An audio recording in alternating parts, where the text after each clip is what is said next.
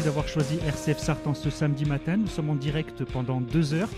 Vous le savez, vous l'avez entendu, nous sommes au cœur de notre radiodon. Cette année, le radiodon RCF s'est délocalisé. Nous vous attendons au lycée Notre-Dame du Mans, 23 avenue François Mitterrand, entre la place des Condumènes et la préfecture. Vous pouvez assister à notre direct. RCF Sarthe a besoin de vous, de votre soutien pour continuer d'assurer ses missions d'information, de transmission, de partage. À mes côtés pour animer cette première demi-heure, Jeanne Drouet, bonjour. Bonjour. Vous êtes élève en terminale, arrêtez-moi si je me trompe, ici au lycée Notre-Dame du Mans. Vous jouez à domicile, on peut le dire. Vous intervenez également dans le Club Radio, émission de RCF Sarthe où les élèves du secondaire de l'enseignement catholique prennent le micro une fois par semaine, le lundi à 12h25. Jeanne, de quoi allons-nous parler pendant cette première demi-heure ? Alors, on va parler du fonctionnement de RCF Sarthe avec son président. On va aussi entendre des témoignages de bénévoles, de personnes issues du monde associatif.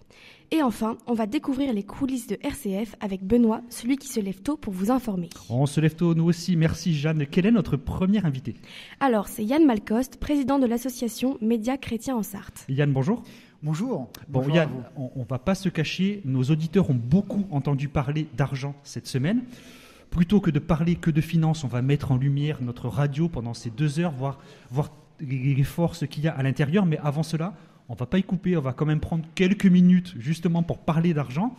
RCF, est-ce qu'à peine de le rappeler, on a besoin de dons parce qu'on n'a pas de pub tout simplement ? Oui, alors on va peut-être revenir à la source, tout simplement. Nous sommes une association déjà, donc nous ne sommes pas une société commerciale, contrairement à toutes les autres radios que nous pouvons entendre sur les ondes. Et donc nécessairement, nous avons des besoins puisque nous avons des journalistes. On a la chance d'avoir une équipe de journalistes de talent autour de nous, des techniciens. Donc nous avons donc des salariés qui sont au nombre donc de 5. Nous avons donc du matériel pour que la radio fonctionne, donc c'est un budget. Pour resituer à peu près le contexte, c'est un budget de 200 000 € à l'année, qui comprend la totalité des diverses charges, à la fois personnelles et matérielles. Et franchement, on ne fait pas beaucoup d'excès dans la radio. Et l'objectif d'une association, c'est d'équilibrer ses comptes. C'est-à-dire qu'on n'est pas là pour faire du bénéfice. On n'est surtout pas là. Il ne faut surtout pas faire de bénéfice. Surtout pas pour faire de bénéfice. Et donc, bien évidemment, nos ressources, elles sont limitées. Elles viennent pour partie donc de l'État, qui est l'ARCOM, qui est l'ancien CSA, qui affecte une subvention. Mais on le voit bien, l'État va avoir besoin de sous, donc ils vont probablement réduire leur subvention. On va en parler, oui. On va en parler. Nos collectivités territoriales, à la fois la région, à la fois le département, qui nous soutiennent aussi. Mais c'est surtout les dons, en fait, de nos auditeurs qui sont prégnants. Également le diocèse, à ne pas oublier. Mais j'allais en parler après, mais voilà. Alors bien sûr, donc le diocèse est très présent. C'est probablement le premier partenaire, parce que j'allais parler des partenaires en fait après, mais c'est le premier partenaire donc de notre petite radio. Et donc, mais c'est surtout donc les dons aussi, et les dons des auditeurs. Et ça, c'est quand même un budget non négligeable. Et nous savons les contraintes qu'ont tous les auditeurs dans le contexte actuel économique qui est un peu compliqué. D'inflation notamment, qui était là. Et heureusement que les auditeurs sont là, parce que sinon la radio mettrait la clé sous la porte et on laisserait la place sur les ondes à quelqu'un d'autre ou du vide. Voilà, tout simplement, on a besoin de matériel, on a aussi des employés, vous les avez cités, il y a Mathieu qui est à côté de nous qui est en technique, il y a Sébastien qui est en régie, il est un peu tout seul à RCF mais il va nous rejoindre tout à l'heure, Agnès Benoît, de toute façon on va rencontrer toutes ces personnes pendant ces 2 heures de direct, donc on est ensemble jusqu'à midi. Ces dons, comment ils sont investis concrètement ? On a parlé de salaire mais il y a toutes des charges à côté. En fait, venez nous voir déjà, parce que ça vous permettrait de voir. On a des micros, on a des casques, nos journalistes sont avec leurs casques là. Nous on les a pas, mais on a. Mais vous avez un chauffage. On a le chauffage, oui, pardon. Mais on a la régie, donc en fait tout ça c'est du matériel. Rien qu'un petit Icoya, on en avait parlé un petit peu l'année dernière déjà. C'est un petit outil qui nous permet d'avoir une sorte de studio qui est présent ici. On peut le voir, on le verra sur les photos, sur les réseaux. Mais le petit Icoya, ça nous permet en fait d'aller directement sur le territoire, à proximité donc du monde qui nous intéresse. Tant qu'il y a du réseau, l'Icoya marche en fait. Et voilà, exactement. Wi-Fi, téléphonie. Et ce petit truc qui nous permet d'aller partout sur la Sarthe maintenant, puisqu'on parlera peut-être un peu du DAB+ aussi. On va en parler d'ailleurs maintenant. Et donc en fait, ça nous coûte, ça a été un budget d'à peu près 4 500 €. Et donc ça, c'est incontournable si on veut aller se promener et pouvoir aller faire des reportages sur le territoire sartois. Justement, le DAB+, en quelques mots, qu'est-ce que c'est, depuis quand et surtout, Ça bouge, c'est en plein développement. Maintenant, jusqu'où on peut nous entendre avec cette nouvelle technologie? Ouais, alors en fait, on en parle depuis plusieurs années, mais le DAB+, en fait, c'est ce qu'on appelle la TNT, mais pour la radio. Tout le monde est passé à la TNT avec la télévision, et en fait, on n'a pas eu le choix. Et nous, les ondes, en fait, aujourd'hui, c'est de la FM, et probablement, d'ici 2030, la FM disparaîtra au profit, effectivement, d'une radio numérique. Et donc, c'est ce qu'on appelle le DAB+. Donc, je ne vais pas vous redonner l'acronyme de cette chose. Qui est en anglais. Qui est en anglais. Alors déjà, comme mon anglais est plutôt limité, on va s'arrêter là. Mais tout simplement... Pourtant, vous êtes dans un lycée, il doit y avoir des professeurs d'anglais pas loin pour vous aider. Je pense, ils sont à les salles, là, peut-être. Ils sont à l'étage, oui. Ils sont à l'étage. Mais en fait, donc, le DAB+, nous a permis, puisque nous rayonnons avec la FM que globalement jusqu'à 20 à 25 km autour donc, du Mans, il nous a permis, en fait, de pouvoir rayonner sur tout le département sarthois.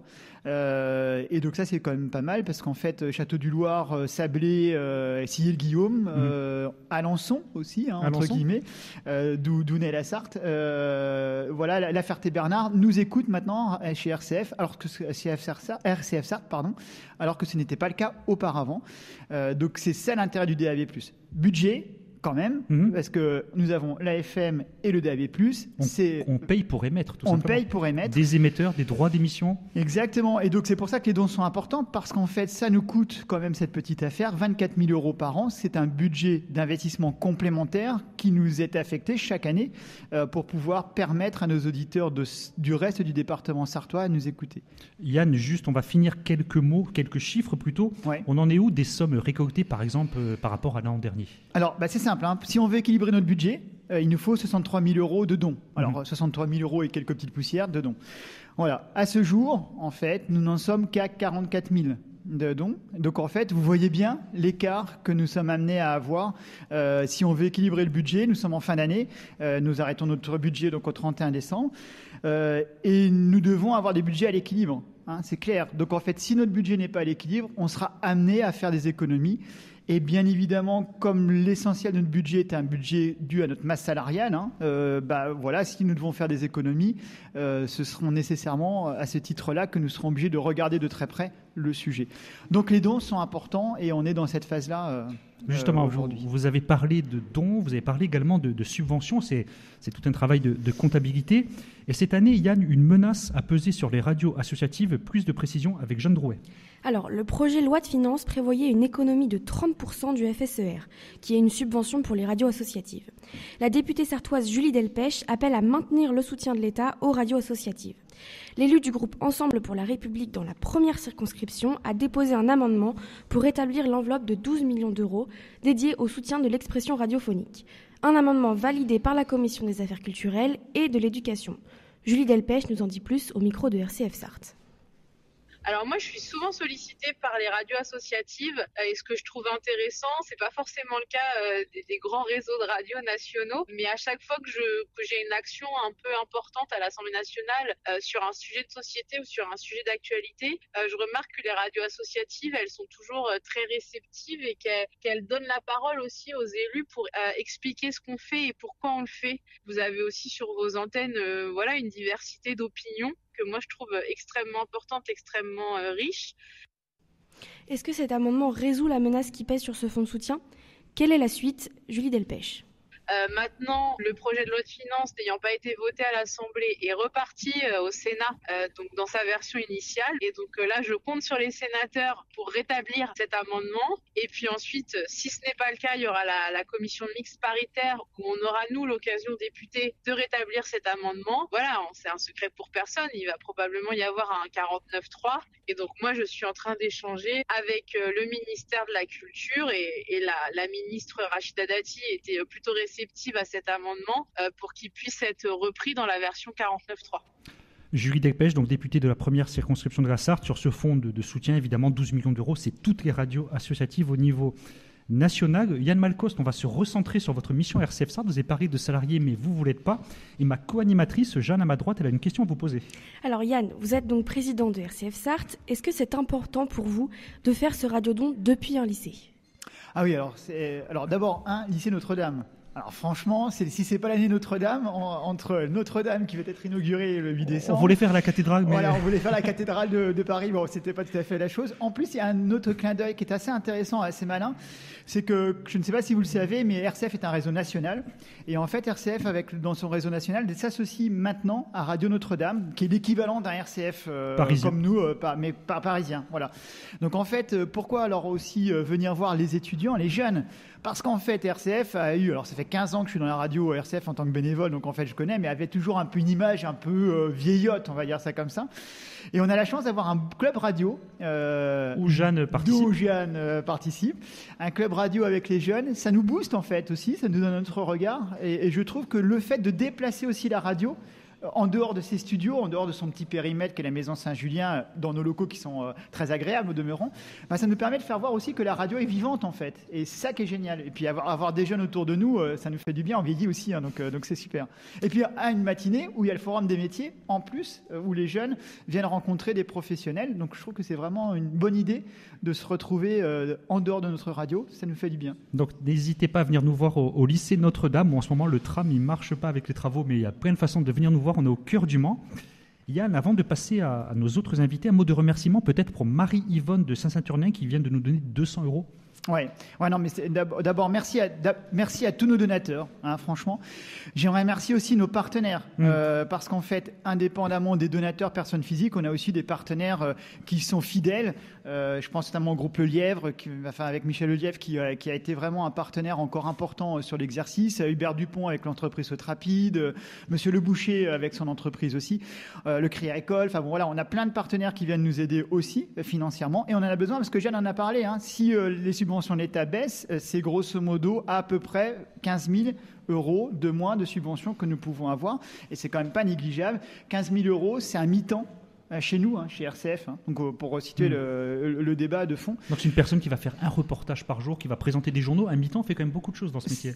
Exactement. Ouais. Et puis on demande beaucoup à tout le monde. Et j'aimerais remercier aussi, indépendamment des auditeurs dont on a parlé, et nos partenaires, mais aussi tous les bénévoles de la radio. La radio, c'est pas que 5 personnes, c'est aussi un conseil d'administration avec des personnes à la fois du diocèse, mais à la fois aussi des chefs d'entreprise qui viennent nous donner. Et puis aussi tous les bénévoles qui sont à côté. Et il y a le responsable des bénévoles qui est là, Jean-Luc Boutier, je tenais à le saluer. Qui sera à l'antenne tout à l'heure. Jeanne, quel est notre invité suivant ? Alors, il s'agit de Mathieu Gommet, animateur de secteur des EDC, entrepreneur et dirigeant chrétien.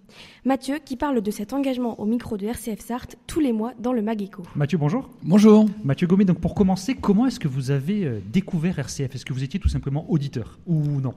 Alors, j'ai toujours connu RCF dans le spectre radiophonique, mais alors plutôt je vais répondre à comment je suis devenu auditeur régulier. Et bien justement, c'est en intégrant mon équipe entrepreneur dirigeant chrétien il y a maintenant 8-10 ans. J'ai un des membres, je me souviens très bien, qui nous a témoigné de la joie qu'il avait et de l'utilité qu'il avait de lire la parole d'évangile tous les jours, lire les textes du jour tous les jours, et de commencer sa journée par un temps de prière. Et à ce moment-là, je me suis dit, ça, c'est quelque chose qu'il faudrait que je mette en pratique en tant que chrétien. C'est vrai que quand on est en voiture, on entend la prière, ça peut nous aider. C'est exactement ça, parce que moi, je me suis dit, il y a que par RCF contre, qui le fait, il faut que je trouve une méthode.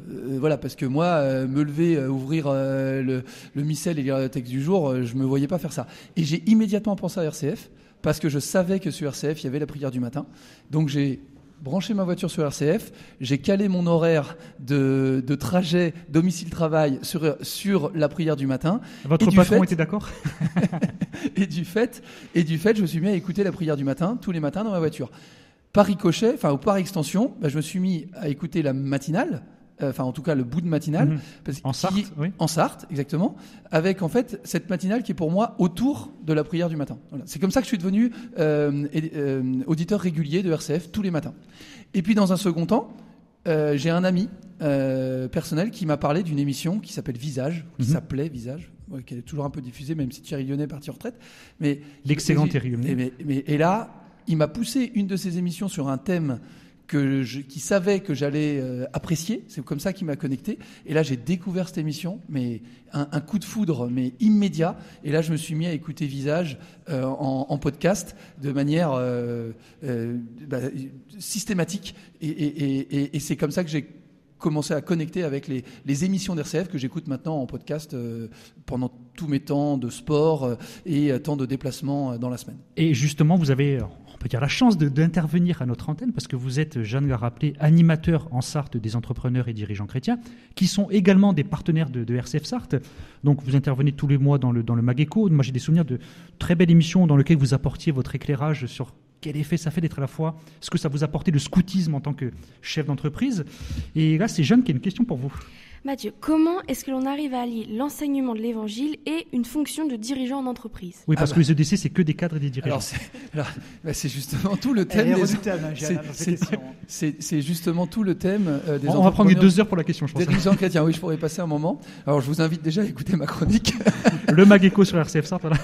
Et bien, justement, les entrepreneurs dirigeants chrétiens, c'est un mouvement qui est là pour répondre à cette question et pour aider les entrepreneurs à répondre à cette question. Parce que, pour ma part, j'ai mis 15 ans à répondre à cette question. Pendant 15 ans, j'étais torturé et j'avais l'impression que j'avais ma vie professionnelle, ma vie familiale, ma vie chrétienne.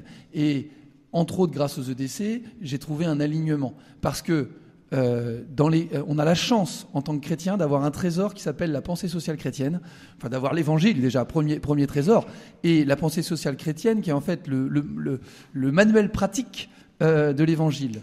Et j'ai découvert cette pensée sociale chrétienne grâce aux entrepreneurs dirigeants chrétiens et j'ai pu la mettre en pratique dans mon entreprise. Alors, on ne va pas faire détailler toute la pensée sociale chrétienne. Surtout que c'est la chronique de lundi matin. Mais éclairé par cette pensée sociale chrétienne, on vient mettre en place dans nos organisations on vient respecter ces principes dans nos organisations comme la dignité, la subsidiarité, la solidarité, etc., qui sont le cœur de la pensée sociale chrétienne. Et là, j'ai découvert, moi, à 35 ans, donc il y a une dizaine d'années, que j'avais une vraie mission de chrétien en tant que cadre dirigeant d'entreprise. Parce que entre un dirigeant d'entreprise qui va mettre la manière de faire au regard de l'évangile et celui qui ne le fait pas, ça crée une différence gigantesque dans l'entreprise et surtout pour les salariés. Merci Mathieu. Une très courte pause. Donc vous êtes animateur local des EDC, entrepreneurs et dirigeants chrétiens. Une très courte pause et on se retrouve en direct depuis le lycée Notre-Dame. Nicolas aime le calme et le silence. Mais quand celui-ci envahit l'antenne de sa radio, il sait qu'il doit faire vite. Que ce soit un câble débranché dans un studio ou un émetteur déconnecté en pleine campagne, il se dépêche d'agir pour que vous puissiez profiter le plus rapidement possible de vos émissions préférées. Nicolas, comme Florent, Vincent, Philippe ou Marc, font partie des dizaines de techniciens qui veillent sur votre radio et vous permettent de l'écouter 24 heures sur 24, où que vous soyez. Donnez à RCF les moyens d'émettre en France, en Belgique et partout dans le monde. Appelez le 0810 333 777, 6 centimes la minute plus coût de l'appel. Et on poursuit sur Radio Don RCF Sarthe, toujours en direct depuis le Salon des métiers du lycée Notre-Dame du Mans. Jeanne, quel est notre invité suivant ? Il s'agit de notre évêque, Monseigneur Jean-Pierre Vimin. Il ne peut pas être présent ce matin, mais il a tenu à témoigner de son engagement au micro de RCF Sarthe.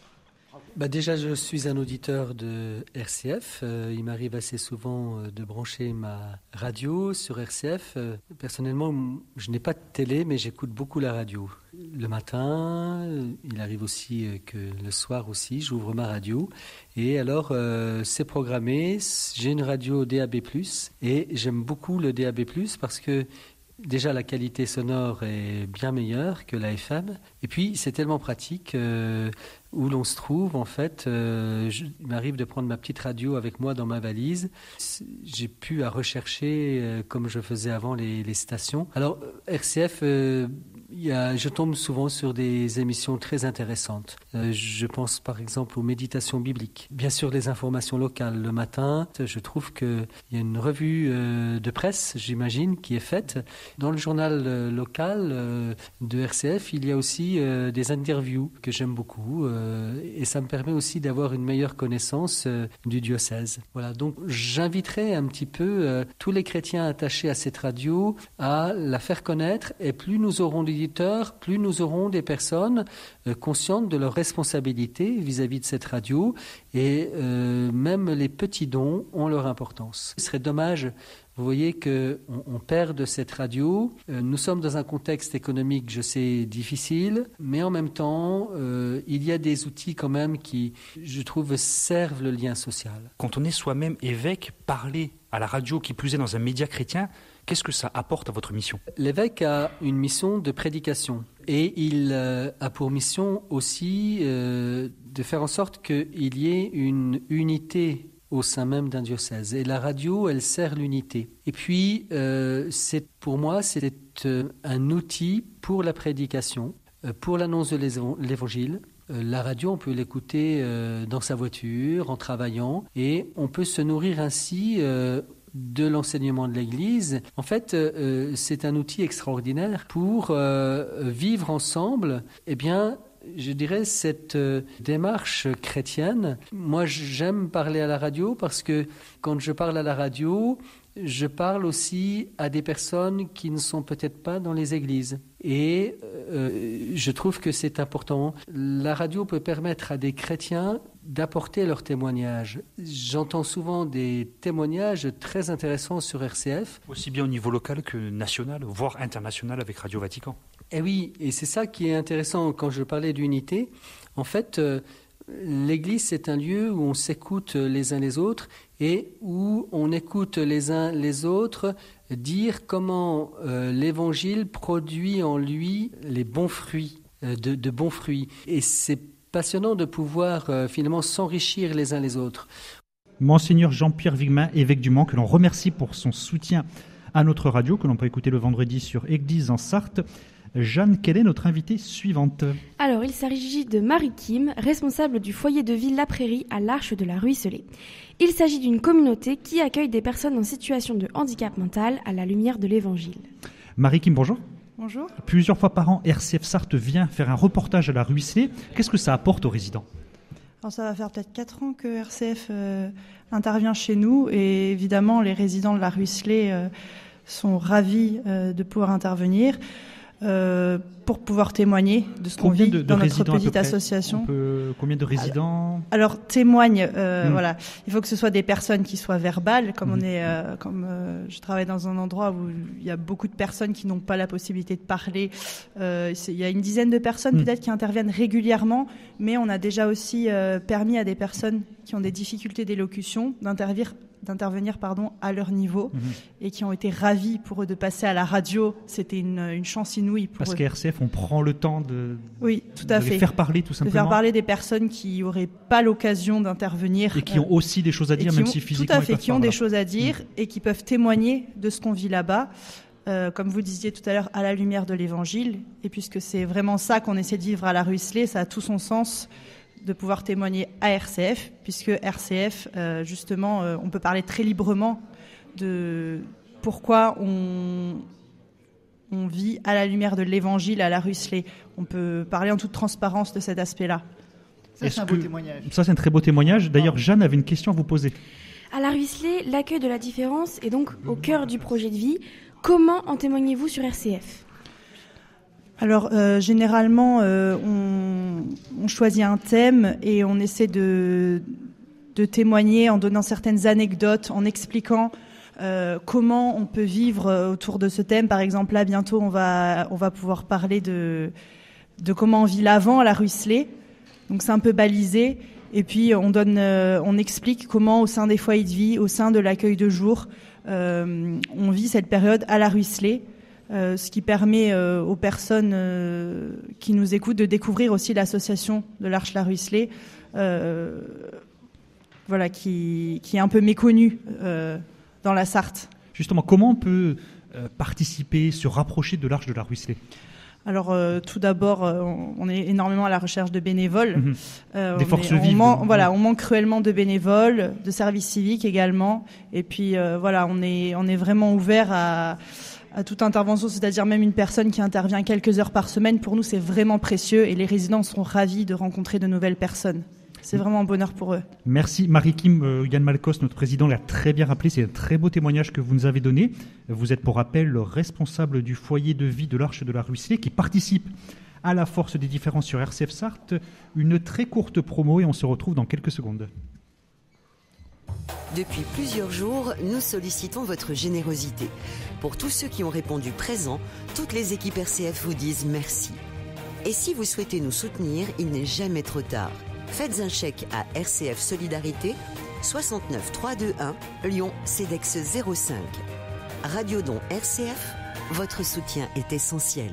RCF Sarthe en direct pour le Radiodon. Jeanne, quel est notre dernier invité ? Alors, il s'agit de quelqu'un que vous connaissez bien, Paul Joseph, puisque c'est Benoît Porcher. Benoît Porcher, bonjour. Bonjour Paul Joseph, bonjour Jeanne et bonjour à toutes et à tous. Et oui, pendant ces 2 heures de Radiodon, on va aller à la rencontre de ceux qui travaillent pour RCF aussi. Bon, on a eu des témoignages de bénévoles, mais on va voir comment on fait vivre cette radio au quotidien. On va présenter nos différentes missions. Je ne vous cache pas, moi, Jeanne, que les missions de Benoît, je les connais. Il se lève tôt le matin, je confirme, parce que j'ai déjà fait un remplacement. Mais vous avez des questions, Jeanne, à lui poser. Oui, alors Benoît Porcher, vos journaux du matin, à quelle heure ont-ils lieu et surtout, comment les préparez-vous ? Alors l'heure des journaux, déjà il faut savoir que la matinale de RCF c'est une matinale qui est nationale avec des décrochages d'informations locales et qui sont en fait entre 7h01 et 7h10 et puis entre 8h01 et 8h10. Donc grosso modo moi j'ai 9 minutes d'intervention 2 fois pour présenter les journaux. Et la préparation, en fait, elle est relativement simple en soi, puisqu'il suffit de diffuser les interviews que nous avons réalisées en amont, interviews et reportages, donc que ce soit Paul Joseph qui est en face de moi, mais également Agnès qui viendra tout à l'heure, Sébastien Drance qui est du côté de la régie en studio en ce moment. Et vous en faites aussi ? Mais qui viendra tout à l'heure, et j'en fais également. Donc voilà, on se nourrit, les journaux en fait se nourrissent de tout ce que l'on fait sur le terrain quotidiennement. Et ensuite, mon travail du coup pour la présentation, c'est de hiérarchiser tout ça, comme on dit, hiérarchiser les informations, les mettre en forme pour apporter du contenu et proposer un journal conséquent et cohérent. Et alors, à quelle heure ça vous fait vous lever ?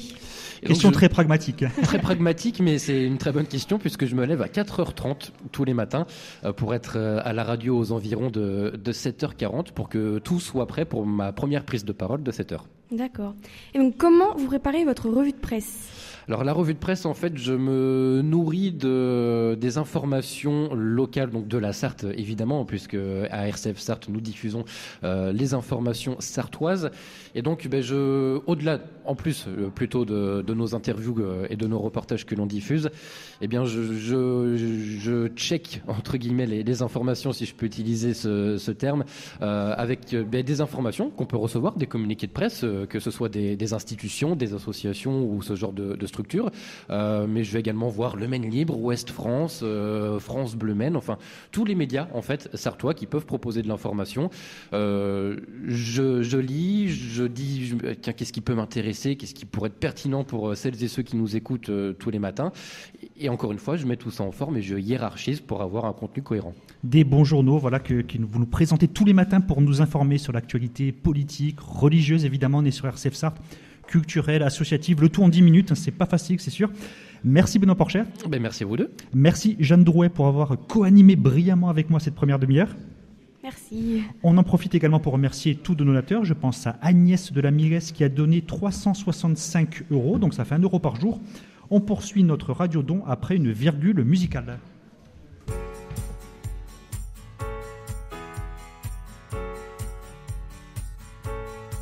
Ce rêve auquel tu crois, dis qu'en restera-t-il si tu ne bouges pas? Dis qu'en restera-t-il si tu traînes chez toi? Dans l'angoisse inutile si tu ne chantes pas? Dis qu'en restera-t-il de tes éclats de rire? Dis qu'en restera-t-il et tes si beaux délires?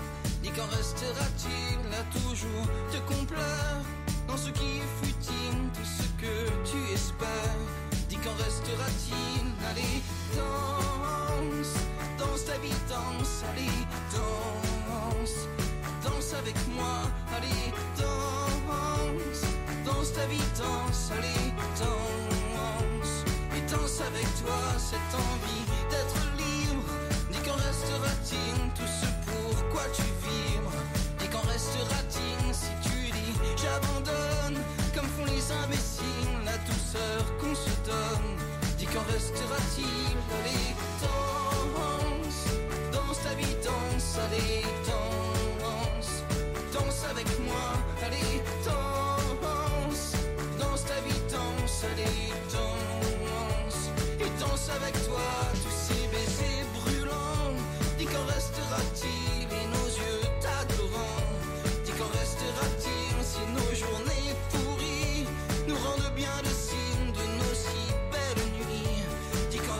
ratine. Allez, danse, danse ta vie, danse, allez, danse, danse avec moi, allez, danse, danse ta vie, danse, allez, danse, et danse avec toi. Si tu as tant vêtements, dis qu'en restera-t-il à part perdre ton temps?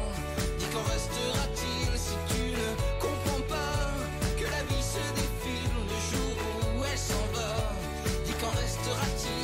Allez, danse, danse ta vie, danse, allez, danse, et danse avec moi, allez, danse, danse ta vie, danse, allez, danse, et danse avec toi, allez, danse, danse, danse, danse, danse, danse, danse, allez, danse, et danse avec toi, allez, danse, danse ta vie, danse, allez, danse, et danse avec toi, allez, danse.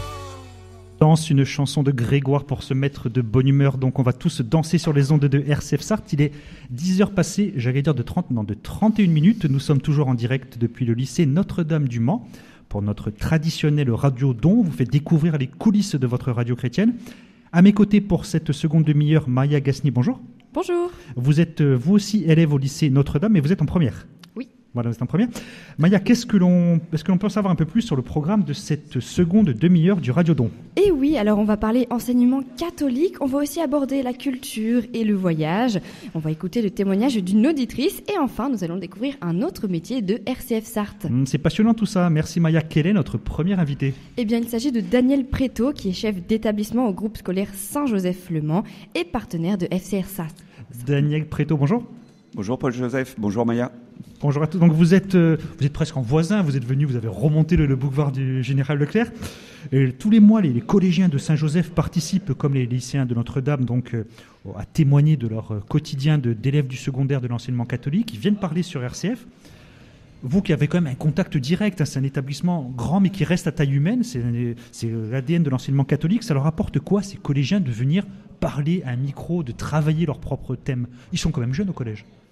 Oui, ils sont quand même jeunes et c'est vrai que ça leur apporte quand même cette expérience de s'exprimer en public. Pour la plupart d'entre eux, ils sont en plus plutôt réservés, plutôt timides à l'origine et quelque part ça les aide à s'épanouir et à enchanter les autres avec leurs thématiques toujours poignantes. Ils parlent de voyage, ils parlent de sorties entre autres, ils parlent de cours, ils parlent de Jeux Olympiques, on n'y a pas coupé, c'était une belle manifestation. Et Maya, une question à vous poser. Et oui, puisque le collège Saint-Joseph, c'est un établissement catholique. Mais alors, comment est-ce que vous articulez cette mission avec le club radio ? Comment on articule ? C'est-à-dire qu'on a un établissement catholique qui accueille tous les élèves, mais c'est vrai que le partenariat avec RCF, on y tient particulièrement, parce que c'est une radio qui nous tient à cœur, où les programmes sont quand même de qualité, et les jeunes, ça leur permet aussi de s'épanouir en dehors des cours purement et simplement, et de leur ouvrir, les ouvrir au monde et les ouvrir à un milieu qu'ils ne connaissent pas forcément. Donc c'est Justement, c'est intéressant ce que vous dites, le fait de s'ouvrir au monde, de voir autre chose. 2025, c'est une année jubilaire, c'est voulu par le pape François. Plus proche de nous, l'enseignement catholique de la Sarthe a choisi comme thème l'espérance. L'espérance, c'est un thème, on l'oublie, qui est purement chrétien à la base, contrairement à l'espoir ou autre, même si depuis ça s'est, on va dire, démocratisé, laïcisé comme thème. Comment on transmet l'espérance aujourd'hui, quand on voit les infos, c'est anxiogène, ça fait un peu peur, à des gamins de 13, ou pardonnez l'expression gamin, qui ont entre 11 et 15 ans? Comment on leur donne cette espérance au quotidien et qu'on est soi-même chef d'établissement? Alors le club radio, ça en fait partie, mais c'est aussi notre témoignage, la façon dont on est avec eux, de les accueillir. L'espérance, on la vit à titre personnel et on est là pour leur témoigner et leur donner envie aussi, puis en les accompagnant dans leur parcours de foi pour ceux qui sont amenés à développer leur parcours de foi. Mais avant tout, c'est si nous, on a l'espérance en nous, je pense qu'ils le voient. Il y a des beaux projets spécifiques pour 2025, peut-être des voyages ou autres en rapport avec cette année jubilaire? Alors, j'étais tout à l'heure à la maison Saint-Julien avec Monseigneur Villemain. On va justement préparer l'année jubilaire. Parce que c'est le CDPE, c'est pour ça qu'il n'est pas en direct avec nous. Exactement, c'est le CDPE. Je me suis échappé 10 minutes. On vous remercie. Voilà, mais c'est le gros projet de cette année, c'était nos 160 ans. Un établissement catholique, ça a aussi une histoire. Et donc, on fête à cette occasion nos 160 ans et on a pu courir au bénéfice des jeunes de Madagascar avec les sœurs de la Providence de Rouillé qui sont notre tutelle. Et qui sont fantastiques. Hein. Il y a une sœur, plusieurs, il y a 6 sœurs sœurs qui ont couru en tenue. Ah oui. Il y en a une qui a réussi à faire 19 tours. Je ne sais pas comment elle a fait au Game Money, mais voilà, c'était un beau moment. Et ça a dû étonner. C'était un beau moment d'espérance. On en parlait tout à l'heure. Qu'en pensaient les passants de voir des sœurs qui courent au parc du Game Money? Ça a dû surprendre quand même. Ça surprenait. Les gens s'arrêtaient, regardaient, ils disaient il se passe quoi ici? Et puis c'est un film peut-être. Ils ont dû s'imaginer. Comment? Peut-être qu'ils se sont imaginés que c'était un tournage. Oui, c'est ça exactement. Je pense.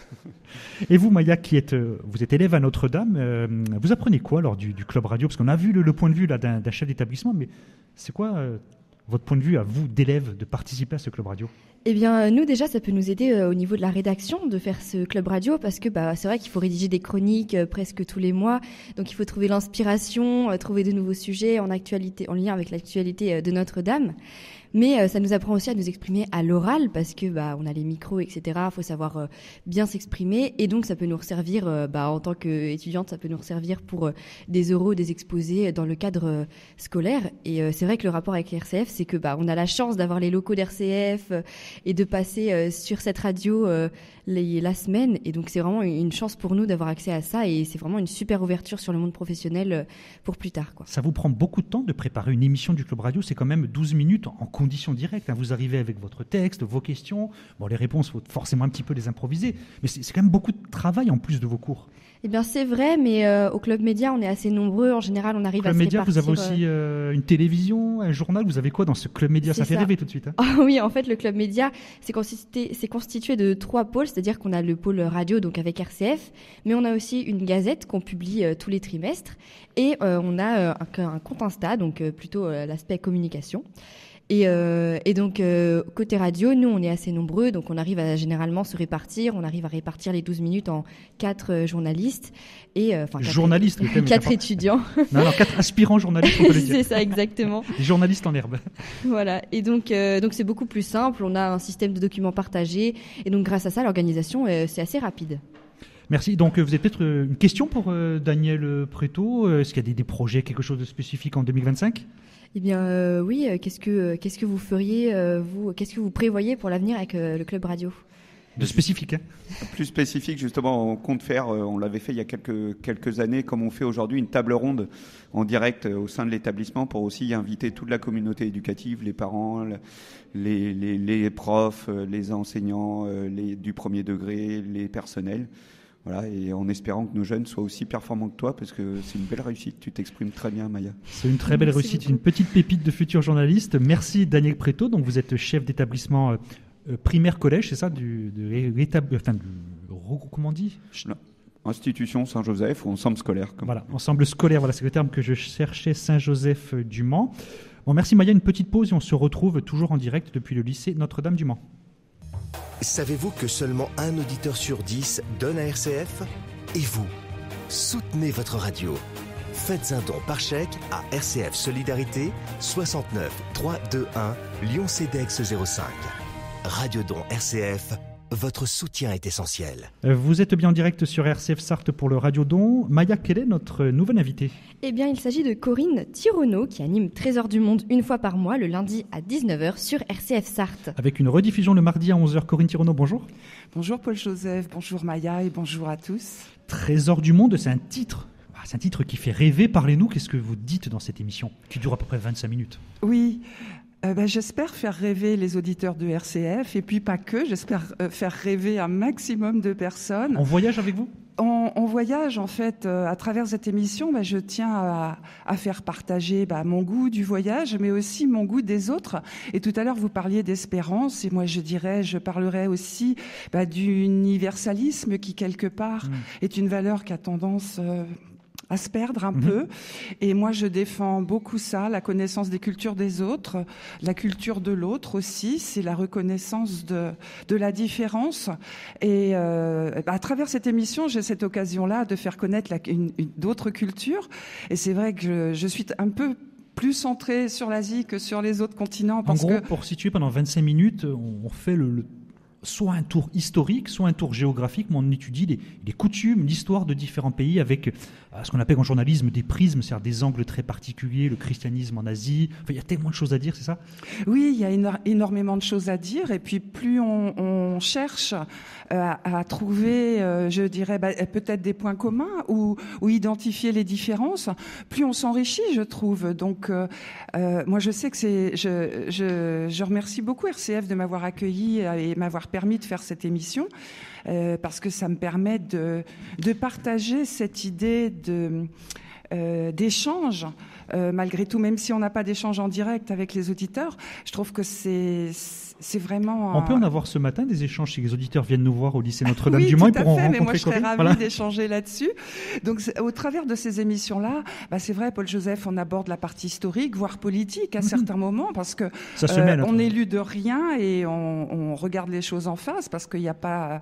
le paradis n'est pas sur Terre, hein, on sait bien, donc on n'idéalise rien, mais en tout cas, on essaye de voir les choses d'une façon claire et qui nous permettent de comprendre et de mieux nous comprendre aussi à travers ça. Corinne, excusez-moi, mais j'ai oublié de dire un truc très important depuis tout à l'heure. On présente des métiers et vous êtes animatrice bénévole. C'est pas votre métier à la base à la radio? Non, c'est pas mon métier à la base. Vous étiez infirmière? J'étais, oui, cadre de santé auparavant. Et comment vous êtes arrivée à faire de la radio? Vous étiez dans une autre radio associative, c'est ça? Oui. En fait, je suis une passionnée de radio. C'est un média qui vous plaît, qui vous parle? C'est un média qui me plaît d'abord parce qu'il est extrêmement accessible. Je pense que c'est le dernier média accessible. On peut capter la radio très facilement. Ça ne coûte quasiment rien. Ça peut ne rien coûter, puisqu'il y a des bénévoles, et même aussi si sûrement des animateurs. En radio don, il ne faut pas hésiter à donner, même des petits dons. Ça a toujours un coût, et j'appelle au don, parce que effectivement, pour qu'une radio existe, pour la plupart, pour le public en entier. Surtout une radio sans pub comme RCF. Voilà, sans pub commerciale, c'est extrêmement précieux. Mais je rebondis aujourd'hui. Je rebondis sur ce que vous dites. En fait, c'est vrai, quand vous dites c'est gratuit, c'est quelque chose de très important. C'est-à-dire qu'on ne se rend pas compte qu'il y a un coût derrière. Et puis également, je rebondis sur autre chose, c'est que la radio, on peut le faire en ayant une autre activité. On est en voiture, on écoute la radio, on ne va pas lire le journal, ou alors on est un petit peu, peu en danger, on ne va pas regarder la télé. La radio, c'est vraiment un média plus intimiste, en fait. Tout à fait. C'est un média intimiste, c'est un média de partage, c'est la voix dans la nuit. Je dirais même le phare pour certaines et certains. Pour des personnes qui sont dans la détresse, enfin, on se rappelle d'émissions dans la nuit avec Macha Béranger, il y a pendant le confinement, RCF pendant le confinement, voilà, il y a eu donner la parole à ceux qui ne l'ont pas toujours. Enfin, moi, je trouve qu'on devrait encore faire plus. Et c'est pour ça que c'est important de soutenir les radios. Et oui, j'insiste là-dessus. C'est vrai que, sans parler de matraquage, permettre à la parole de s'exprimer, la parole quelle qu'elle soit, je dirais, sans censure, c'est extrêmement important. Et aujourd'hui, on sait que la culture est en danger, puisqu'il y a quand même des très grosses coupes, particulièrement centrées sur les radios associatives. Qui sont pourtant les petits poussets, qui ont besoin de cet argent. Et qui ont besoin, parce qu'il n'y a pas de fonction. Voilà, parce que quand je dis que c'est gratuit pour ceux qui écoutent, mais rien n'est gratuit, faire écouter, rien n'est gratuit. Il faut des micros, il faut des casques, il faut de la technique, il faut aussi des salariés pour maintenir, je dirais, à flot la radio. Il faut des animateurs, des journalistes, des bénévoles qui soient formés, parce que ça ne s'improvise pas non plus. La radio, c'est un vrai... On a vu, Maya, moi je trouve... Bravo Maya, franchement. Je trouve ça super que les jeunes prennent la parole, et surtout d'une façon aussi talentueuse. Et d'ailleurs, Maya, qui a une question à vous poser. Et oui, je me demandais comment déjà vous aviez eu l'idée de faire cette émission. Alors, c'est pas d'aujourd'hui. Je suis passionnée de radio parce que j'aime ce média particulièrement. J'écoute beaucoup la radio. Alors, je suis pas fidèle à une radio, je suis fidèle à plusieurs radios. C'est difficile. Puis, comme je fais de la radio, je prends du temps aussi pour travailler mes sujets. C'est comme ça, c'est venu parce que je crois que j'aime la parole. Et puis, j'aime partager ce que je sais. Et je suis passionnée de voyage. Et disons que c'est quelque chose qui me procure beaucoup qui m'enrichit beaucoup. Un sentiment et je d'évasion, veux faire partager ce plaisir que j'ai à découvrir d'autres cultures. Et je me demandais aussi, puisque c'est ça le travail journalistique, comment est-ce que vous arrivez à vous documenter pour présenter des sources fiables aux auditeurs? Alors, ça c'est une très bonne question. C'est un sujet d'actualité. Donc je ne présente, je dirais bien évidemment tout ce que j'écris, je le vérifie. Alors déjà, comme j'ai des connaissances, on va dire, je suis une bonne généraliste sur l'histoire de l'Asie, sur sa géographie, tout ça. Ça m'aide beaucoup. Vous connaissez bien comme continent. Vous connaissez l'Asie en plus. Oui. Donc ça m'aide beaucoup à faire les choix de mes sujets. Et puis Internet, forcément, c'est une source inépuisable. Donc, je fais du tri là-dedans et je me fais un plan. C'est ce que j'allais dire, en fait. J'avais ce mot en tête, il faut trier les sources. Voilà, parce que une émission de 25 minutes sur le christianisme en Asie, puisque c'est la dernière qu'on a fait avec Paul Joseph, et puis on a aussi parlé de Siméon Berneux, notre fameux évêque de Séoul et martyr, mort en martyr en Corée, qui est mort à Séoul. Je dirais, il faut beaucoup lire. Et puis, je dirais, je fais le tri, quoi. Je fais un plan. C'est un gros travail rédactionnel et de synthèse. Enfin, d'abord de recherche documentaire, ensuite une synthèse, et puis d'abord un classement des idées, bien évidemment. Et oui, ça me prend du temps pour faire une émission de 27 minutes. Ça prend combien de temps? Plus d'une journée de travail. Ah oui, c'est quand même c'est conséquent. Ah oui, c'est plus d'une journée de travail parce que on écrit et en plus il faut d'abord l'écrire et puis en plus le transformer ensuite en texte radiophonique, ce qui n'est pas la même chose qu'un texte à l'écrit. Par exemple, on utilise peu le passé simple à la radio. Il faut mettre ça d'une façon plus dynamique et active. Il y a un langage radio qu'il faut un petit peu adopté. Il faut travailler avec son co-animateur. Il ne faut pas aussi avoir l'impression de lire, mais n'empêche qu'il ne faut pas non plus s'éloigner de ce qu'on a préparé. Sinon, on part dans des limbes et on a du mal à revenir sur le fil du texte. C'est un gros travail, voilà. Merci. Et ça me passionne et merci à RCF. Ça se ressent dans la voix que vous êtes passionné et surtout RCF vous remercie. Corinne Thironneau, donc Trésor du Monde, une fois par mois le lundi à 19h sur RCF Sarthe. Maya, quel est notre invité suivant? Eh bien, c'est Elisabeth, qui est une auditrice de RCF, qui va nous parler. Et oui, parce qu'il y a quelqu'un que vous n'avez pas encore entendu ce matin, c'est Sébastien, car il est en régie depuis nos locaux de la maison Saint-Julien, et il est en duplex avec une fidèle auditrice de RCF Sarthe. À vous, Sébastien. Elisabeth Chouteau, bonjour. Bonjour. Merci beaucoup d'être avec nous sur les antennes de RCF Sarthe. Vous êtes l'une des plus fidèles peut-être auditrices de RCF. En tout cas, vous êtes très très fidèle, on le sait. Parlez-nous peut-être d'abord de votre expérience justement d'auditrice de notre radio. Oula, vaste question.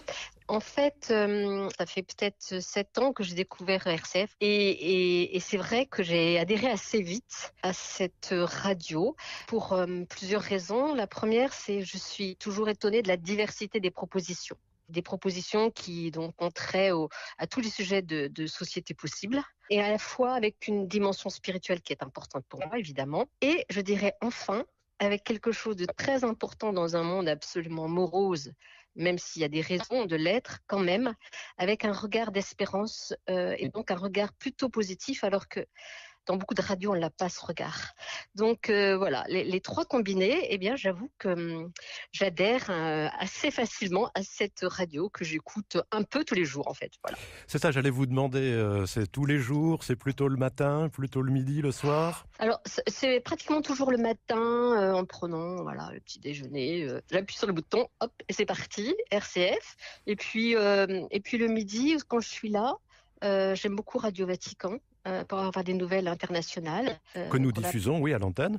C'est ça, voilà, et qu'on n'a pas toujours quand on écoute encore une fois les autres radios.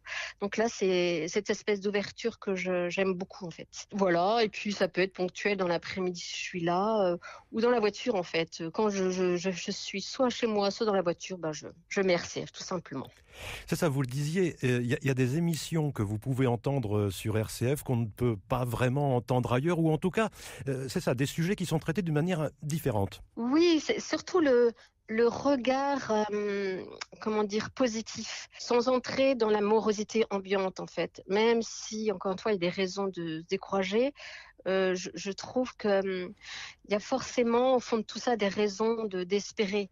Et je trouve que ce qui est le plus attendu, ce que tout le monde recherche, c'est un peu de joie de vivre quand même, malgré tout. Ça, je trouve que je l'ai en écoutant, en écoutant RCF, encore une fois, grâce à la diversité, que ce soit des émissions musicales ou Je pense donc j'agis. Le regard qui est porté sur la vie en société, il est différent.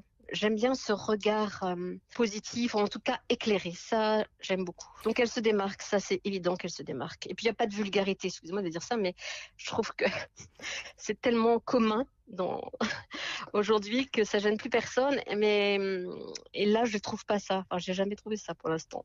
Donc, tant mieux. Elisabeth Chouteau, sur un aspect un petit peu plus léger, récemment, je crois que c'était en octobre, vous avez gagné 2 places de cinéma pour aller voir je crois que c'était le dernier film de Claude Lelouch finalement, c'est ça ? Voilà, finalement. Vous avez gagné à l'antenne. Oui, alors c'était une grande joie, un propos de joie et surprise. Et en fait, quand même, j'explique le contexte parce que j'avais souhaité aller voir cette avant-première et j'en avais parlé des amis qui m'ont tout de suite dit « Mais Elisabeth, il n'y a plus de place !» Et bon, j'étais un peu triste en me disant « Tant pis, c'est pas grave ». Et puis finalement, j'entends le lendemain ou le surlendemain cette question « Dans quelle grosse production Cadmerade a-t-il joué ?» Et je me suis dit « Bon, j'essaye d'appeler et de répondre. » Et du coup, ça m'a fait plaisir et ça m'a fait sourire aussi. Parce que je crois que Dieu a beaucoup d'humour et je crois qu'il s'immisce aussi dans notre petite demande de chaque jour. Et en fait, moi, je l'ai vu comme ça aussi. Voilà. Pour moi, c'est une belle histoire et j'étais très contente de faire plaisir aussi à quelqu'un d'autre puisqu'il y avait 2 places. Donc, c'était une chouette histoire et un chouette lien avec RCF finalement. Et ça nous a fait avec le bon Dieu aussi. Voilà. Oui, ça nous a fait aussi beaucoup plaisir de vous offrir cette place. Merci. Elisabeth Chouteau, merci beaucoup pour votre témoignage ce matin sur RCF et puis continuez bien entendu à nous écouter. Oui, et à vous soutenir. Voilà. Merci beaucoup. À bientôt, au revoir. À bientôt, au revoir. Un très beau témoignage d'Elisabeth. Nous sommes toujours sur RCF Sarthe, en direct depuis le lycée Notre-Dame du Mans pour ce radiodon. RCF Sarthe se délocalise. Venez nous voir, n'hésitez pas, avenue François Mitterrand, au cœur du Mans. On remercie également tous nos donateurs et particulièrement une petite pensée pour Bruno qui a fait un don de 750 €. Bruno qui est auditeur, donateur mais également bénévole sur RCF Sarthe. Toujours un plaisir de l'accueillir. Bruno et son éternel sourire. Quelques secondes de pause et on se retrouve encore pour la suite du direct. Merci pour votre radio qui est absolument extraordinaire. Et je pense qu'il faut être fou pour écouter une autre radio que RCF. Merci Régine pour ce témoignage. Vous aussi faites un don à RCF en appelant le 0810 333 777. 6 centimes la minute plus coût de l'appel. Et nous voici de retour pour ce radiodon. Je suis toujours avec Maya Gasnier en direct. Maya, quelle est notre dernière invitée de cette demi-heure ? Eh bien, c'est Agnès Millot qui est journaliste à RCF Sarthe. Agnès Millot, pardon. Millot. Voilà, on va bien prononcer. Agnès Millot, que l'on ne présente plus aux auditeurs de RCF Sarthe. Maya, vous venez le mercredi après-midi dans nos locaux de RCF découvrir la radio. Agnès s'occupe beaucoup de vous. Il y a vraiment une relation un peu de tutrice qu'elle a avec vous. Vous avez d'ailleurs fait un stage chez nous. Et mais il me semble que vous avez, parce que moi son métier je le connais, mais il me semble que vous avez des questions à lui poser. Eh bien oui, puisque j'ai l'occasion de vous suivre quand vous partez en reportage. Mais je me demandais, par exemple, quand vous partez pour une manifestation ou un événement de ce genre, comment est-ce que vous choisissez les gens à qui vous allez tendre le micro ? Bonjour à tous déjà et bonjour à tous nos auditeurs. C'est vrai que c'est une très bonne question et le choix des intervenants, ça va dépendre un petit peu du format qu'on aura défini au préalable en équipe. Si on décide qu'il nous faut un invité sur un format de 8 minutes, on va aller chercher quelqu'un, même sur le terrain, qui va avoir une parole un petit peu experte, qui va avoir du recul, qui va aider l'auditeur à bien décrypter le sujet. Vous prenez l'exemple de la manifestation. Bon, on peut prendre l'exemple d'un responsable syndical, par exemple, qui soit d'un syndicat agricole, d'un syndicat, par exemple, dans l'industrie. On va chercher un responsable. Après, si c'est un format plus court, on va appeler ça un enrobé. Ça veut dire que ça va être un petit reportage à l'antenne où on va avoir plusieurs voix. Et là, on va chercher la diversité. Dans le témoignage, moi, je vais aller rencontrer plusieurs personnes. Je vais croiser un petit peu leur regard. C'est des gens qui vont être vraiment au cœur de l'action. Je vais choisir en fonction, de la parole qui est forte, de leur vécu, de leur singularité sur le moment. Donc, je vais avoir eux. Je vais avoir peut-être 4, 5, 6 personnes en boîte dans le micro quand je vais revenir à la rédaction, et une autre personne, plus responsable, là on le disait, qui va aider à prendre de la hauteur sur leur sujet. Donc l'idée, c'est vraiment à la fois d'avoir cette dynamique de illustrer le sujet et aider l'auditeur à bien savoir le décrypter. Et justement, comment est-ce que vous arrivez à déterminer quel format vous allez utiliser pour couvrir un sujet ? Alors ça dépend un petit peu, de l'actualité, et c'est surtout soumis à l'autorité de notre rédacteur en chef, Paul-Joseph Bouladou. On décide de ça en équipe. Ça dépend aussi parfois, il ne faut pas se mentir, de la capacité des personnes sur le moment à argumenter. Ça dépend aussi du temps dont on dispose. Ça va être soit ce qu'on appelle nous des sons secs. Ça veut dire un témoignage brut de 50 secondes. Ça, c'est s'il faut vraiment illustrer, témoigner. Et puis si vraiment on a du temps, que le sujet nous semble à la fois original, intéressant, pertinent, là on va avoir un format long, mais encore une fois, ça se décide en équipe. Et vous avez présenté également les journaux du matin, comme Benoît le fait actuellement. Mais alors, comme vous avez pu tester les deux postes, quels sont pour vous les avantages, les inconvénients de chacun d'entre eux ? Alors c'est vrai qu'être matinalière, oui, c'est ça, être matinalière présentatrice, j'ai fait ça pendant ma première année d'alternance ici, la saison 2021-2022. Alors, être matinalière, je trouve c'est un très beau métier parce qu'il y a ce côté touchant de se dire on va réveiller l'auditeur. Il y a vraiment un lien de proximité, un lien invisible qui va se créer tous les matins, une sorte d'habitude. On est dans le quotidien des gens, on fait presque partie des meubles, ils sont en train de faire leur café, ils sont en train de sortir de la douche, de se laver les dents. Et voilà, on va avoir avec eux ce premier contact de la journée. Le fait que ce soit du direct, ça aussi, c'est le charme de l'adrénaline, ça va donner un punch. Enfin, c'est assez incroyable de se dire que la parole que je vais prononcer en ce moment, elle va être entendue par des centaines, même des milliers de personnes pour notre matinale RCF. Donc ça, c'est vraiment un aspect très agréable de la matinale, de sentir ce lien. Moi, ce que j'aime aussi sur le terrain, ce que je fais maintenant depuis plus de 2 ans, c'est cette rencontre, cet imprévu qu'on va avoir à chaque fois qu'on va aller faire un reportage. On va être envoyé dans des univers très différents. Le matin, ça va être une visite d'entreprise. Le soir, tard, ça va être une manif agricole, comme c'était le cas lundi. Et à chaque fois, il y a du nouveau. À chaque fois, on sort de sa zone de confort. Et je pense que c'est ça qui fait le sel de la vie d'un journaliste localier. Et vous avez fait un stage en Suisse il y a peu dans une radio nationale. Mais alors en quoi ça vous fait plaisir de revenir dans une radio locale et là en particulier à RCF Sarthe ? Alors c'est vrai que les 3 mois que j'ai pu passer en Suisse, là, juin, juillet, août, à la RTS, ça a été très différent de mon expérience à RCF Sarthe. C'est vrai que c'est une grosse machine, il y a plus de 600 employés, c'est un peu comme France Info, voilà, s'il fallait comparer avec ce qu'on connaît en France. Pourquoi je suis contente de revenir en Sarthe ? Eh bien, parce que tout simplement, ces 3 mois m'ont permis de beaucoup plus affiner ma manière de penser la radio. On dit la radio, il suffit juste d'attraper un micro, puis de parler, puis ça y est. Non, pas du tout. On appelle ça l'éditorial, ça veut dire comment penser le sujet, comment est-ce que, même si c'est de l'actualité, c'est de l'imprévu, comment est-ce que je vais, moi, creuser mon sujet en amont, comment est-ce que je vais réfléchir à la manière de mettre le mieux en avant possible la parole de telle ou telle personne. Et donc, ce que j'ai vraiment eu le temps d'approfondir, moi, là-bas, pendant 3 mois, j'arrive à le remettre à profit ici. Donc ça, déjà, c'est très positif de se dire que j'ai pu créer un pont entre ces deux expériences-là.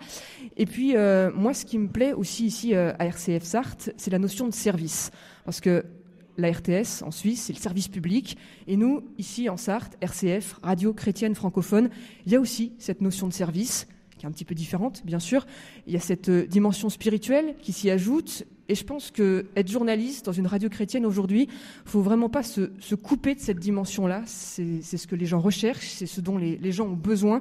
Et donc oui, pouvoir se mettre au service de l'auditeur dans une radio que j'aime, dans une zone que j'aime, puisque je suis sartoise d'adoption, on peut dire, voilà, au service d'un diocèse que j'aime, c'est ça qui me rend heureuse ici aujourd'hui. C'est pour ça que je suis revenue. Merci Agnès Milot, la talentueuse journaliste de RCF Sarthe. Vous restez avec nous parce que je vais vous laisser là le micro. Vous allez animer cette seconde partie du Radio-Don. Il est temps pour moi de remercier Maya pour son dynamisme. On se retrouve très bientôt dans le club radio RCF Sarthe. Merci Maya. Merci à vous. On remercie également Bernadette de Moncé-en-Belin qui vient de donner 40 € à votre radio chrétienne de proximité. Est-ce qu'à peine de le rappeler, RCF a besoin de vous. Un petit peu de musique, c'est du Vianney et du Zazie. Et on se retrouve depuis le lycée Notre-Dame du Mans.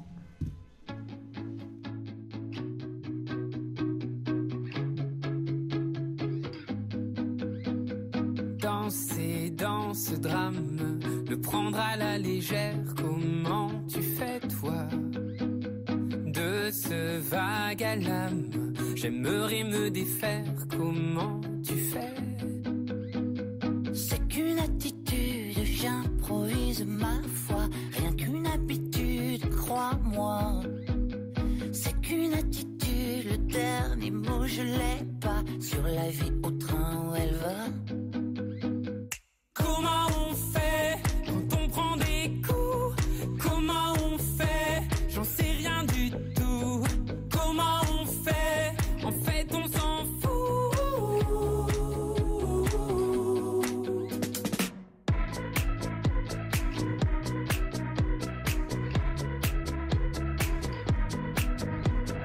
Danser dans ce chaos, quand tout va de travers, comment tu fais toi? De ces pas, de ces hauts, de nos cœurs à l'envers, comment tu fais? C'est une attitude que je simule parfois, rien qu'une habitude, crois-moi. C'est une attitude, des dénouement, je l'ai pas. Plus c'est dur et plus j'y crois. Comment on fait quand on prend des coups? Comment on fait? J'en sais rien du tout. Comment on fait? En fait, on s'en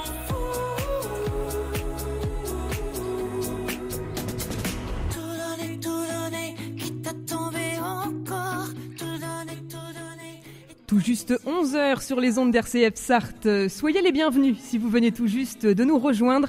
On est en direct pour cette émission spéciale Radio Don depuis le lycée Notre-Dame au Mans jusqu'à midi. On est ensemble pour vous faire découvrir les coulisses, les projets et certains bénévoles phares de notre radio. RCF Sarthe qui a besoin de vous, de votre soutien pour continuer d'assurer ces missions d'information, de transmission, de partage.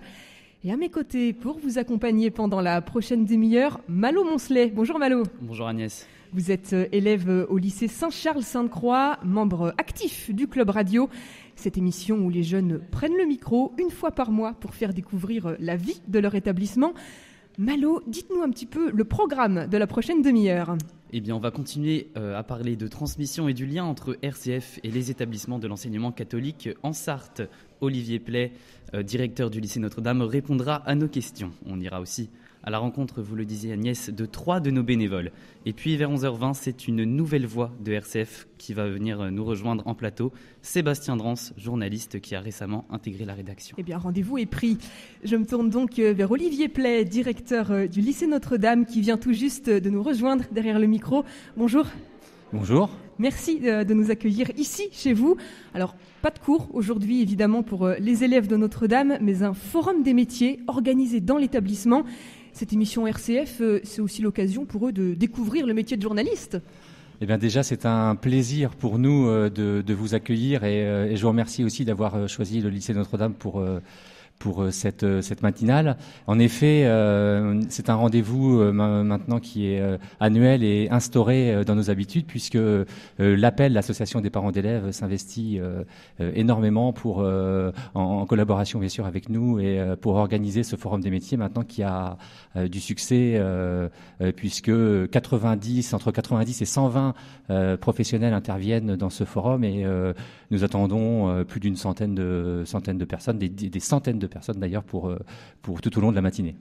Certains jeunes comme moi, Maya et Jeanne, qu'on a pu entendre tout à l'heure, sont des habitués du Club Radio. Qu'est-ce que ça apporte à vos élèves, ce projet commun avec RCF ? Alors c'est très enrichissant pour l'établissement et en particulier bien évidemment pour les élèves qui s'investissent dans ce projet. Ça nous permet aussi de faire parler de toutes les activités qu'on peut faire tout au long de l'année et on a la chance que évidemment les élèves qui s'investissent dans ce club sont dynamiques et prennent beaucoup de plaisir à intervenir au niveau photographique, au niveau littéraire, au niveau à différents niveaux, ce qui leur permettent aussi de bien se préparer par rapport à leur projet aussi éventuellement d'orientation. Ça permet donc aux jeunes de prendre confiance en eux ?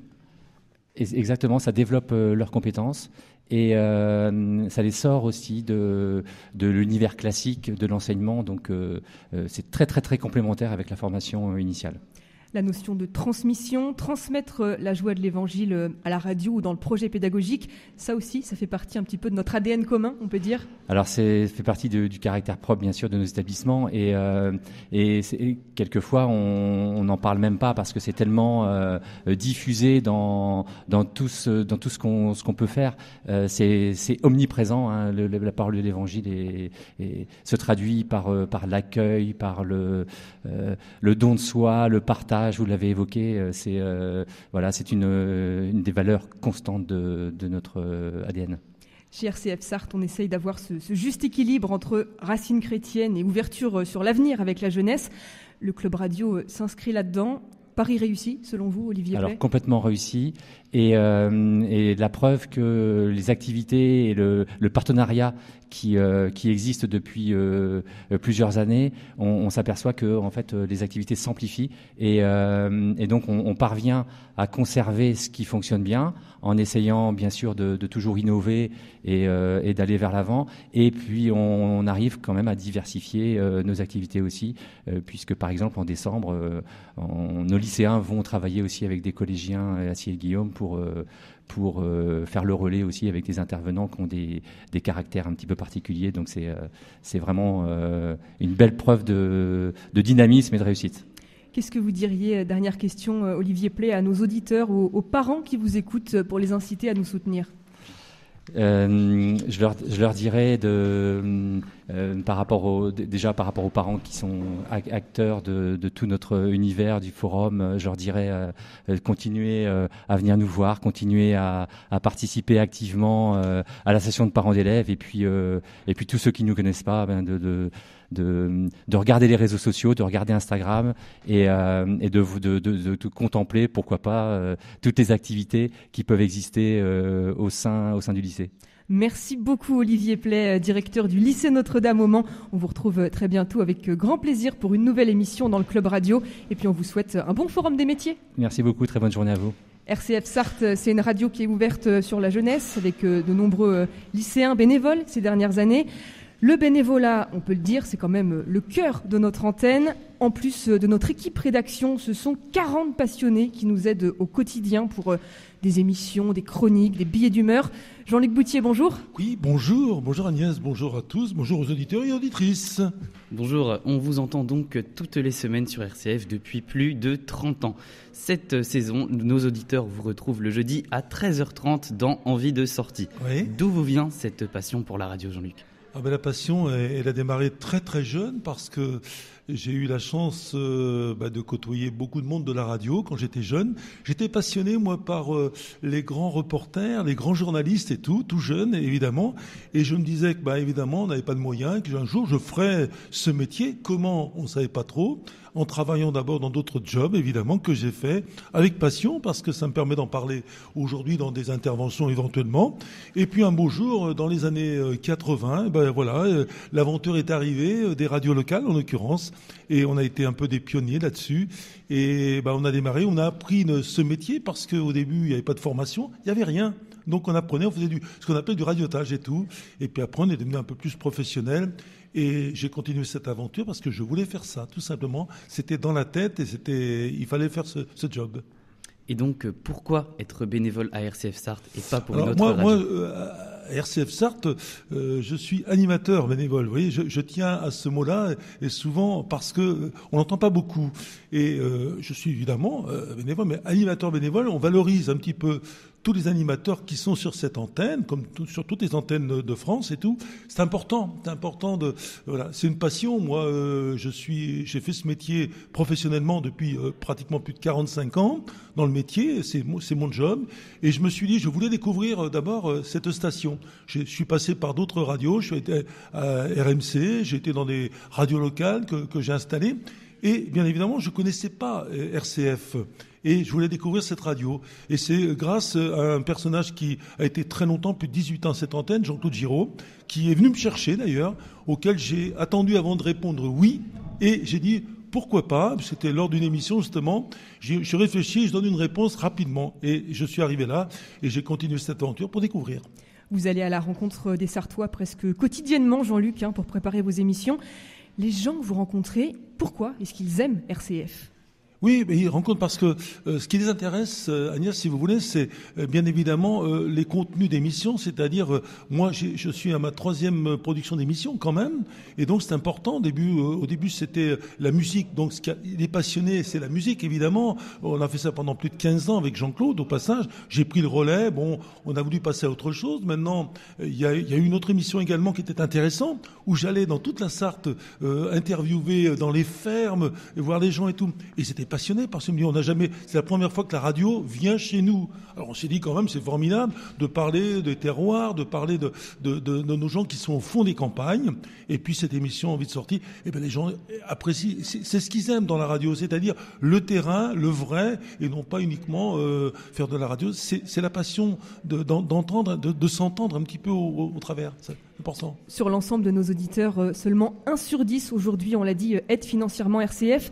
Jean-Luc Boutier, vous qui nous connaissez bien, que diriez-vous pour inciter davantage de Sarthois à nous soutenir ? Je dirais qu'il faut, vous avez raison Agnès, il faut soutenir cette antenne RCF. Pourquoi ? Parce que si demain ça doit disparaître, vous l'avez compris, c'est d'ailleurs toute l'équipe salariée qui disparaît, c'est toute l'équipe de bénévoles, c'est une équipe qui a été bien montée, et sincèrement, il faut vraiment faire un effort. Je sais que nos auditeurs, auditrices font des efforts, mais il faut vraiment continuer, faire plus fort encore, parce que franchement, on n'est pas forcément toujours au beau fixe, et il y a vraiment besoin de tous nos auditeurs sarthois et sarthoises. Je les connais, ils me connaissent très très bien. Sincèrement, d'ailleurs, au travers de l'antenne, je les remercie parce que, vous le savez très bien Agnès, au travers de ça, je suis aussi sur le terrain, je présente des spectacles, des animations, et c'est important de dire, ils nous adorent, ils aiment, et ils aiment un petit peu ce que l'on fait.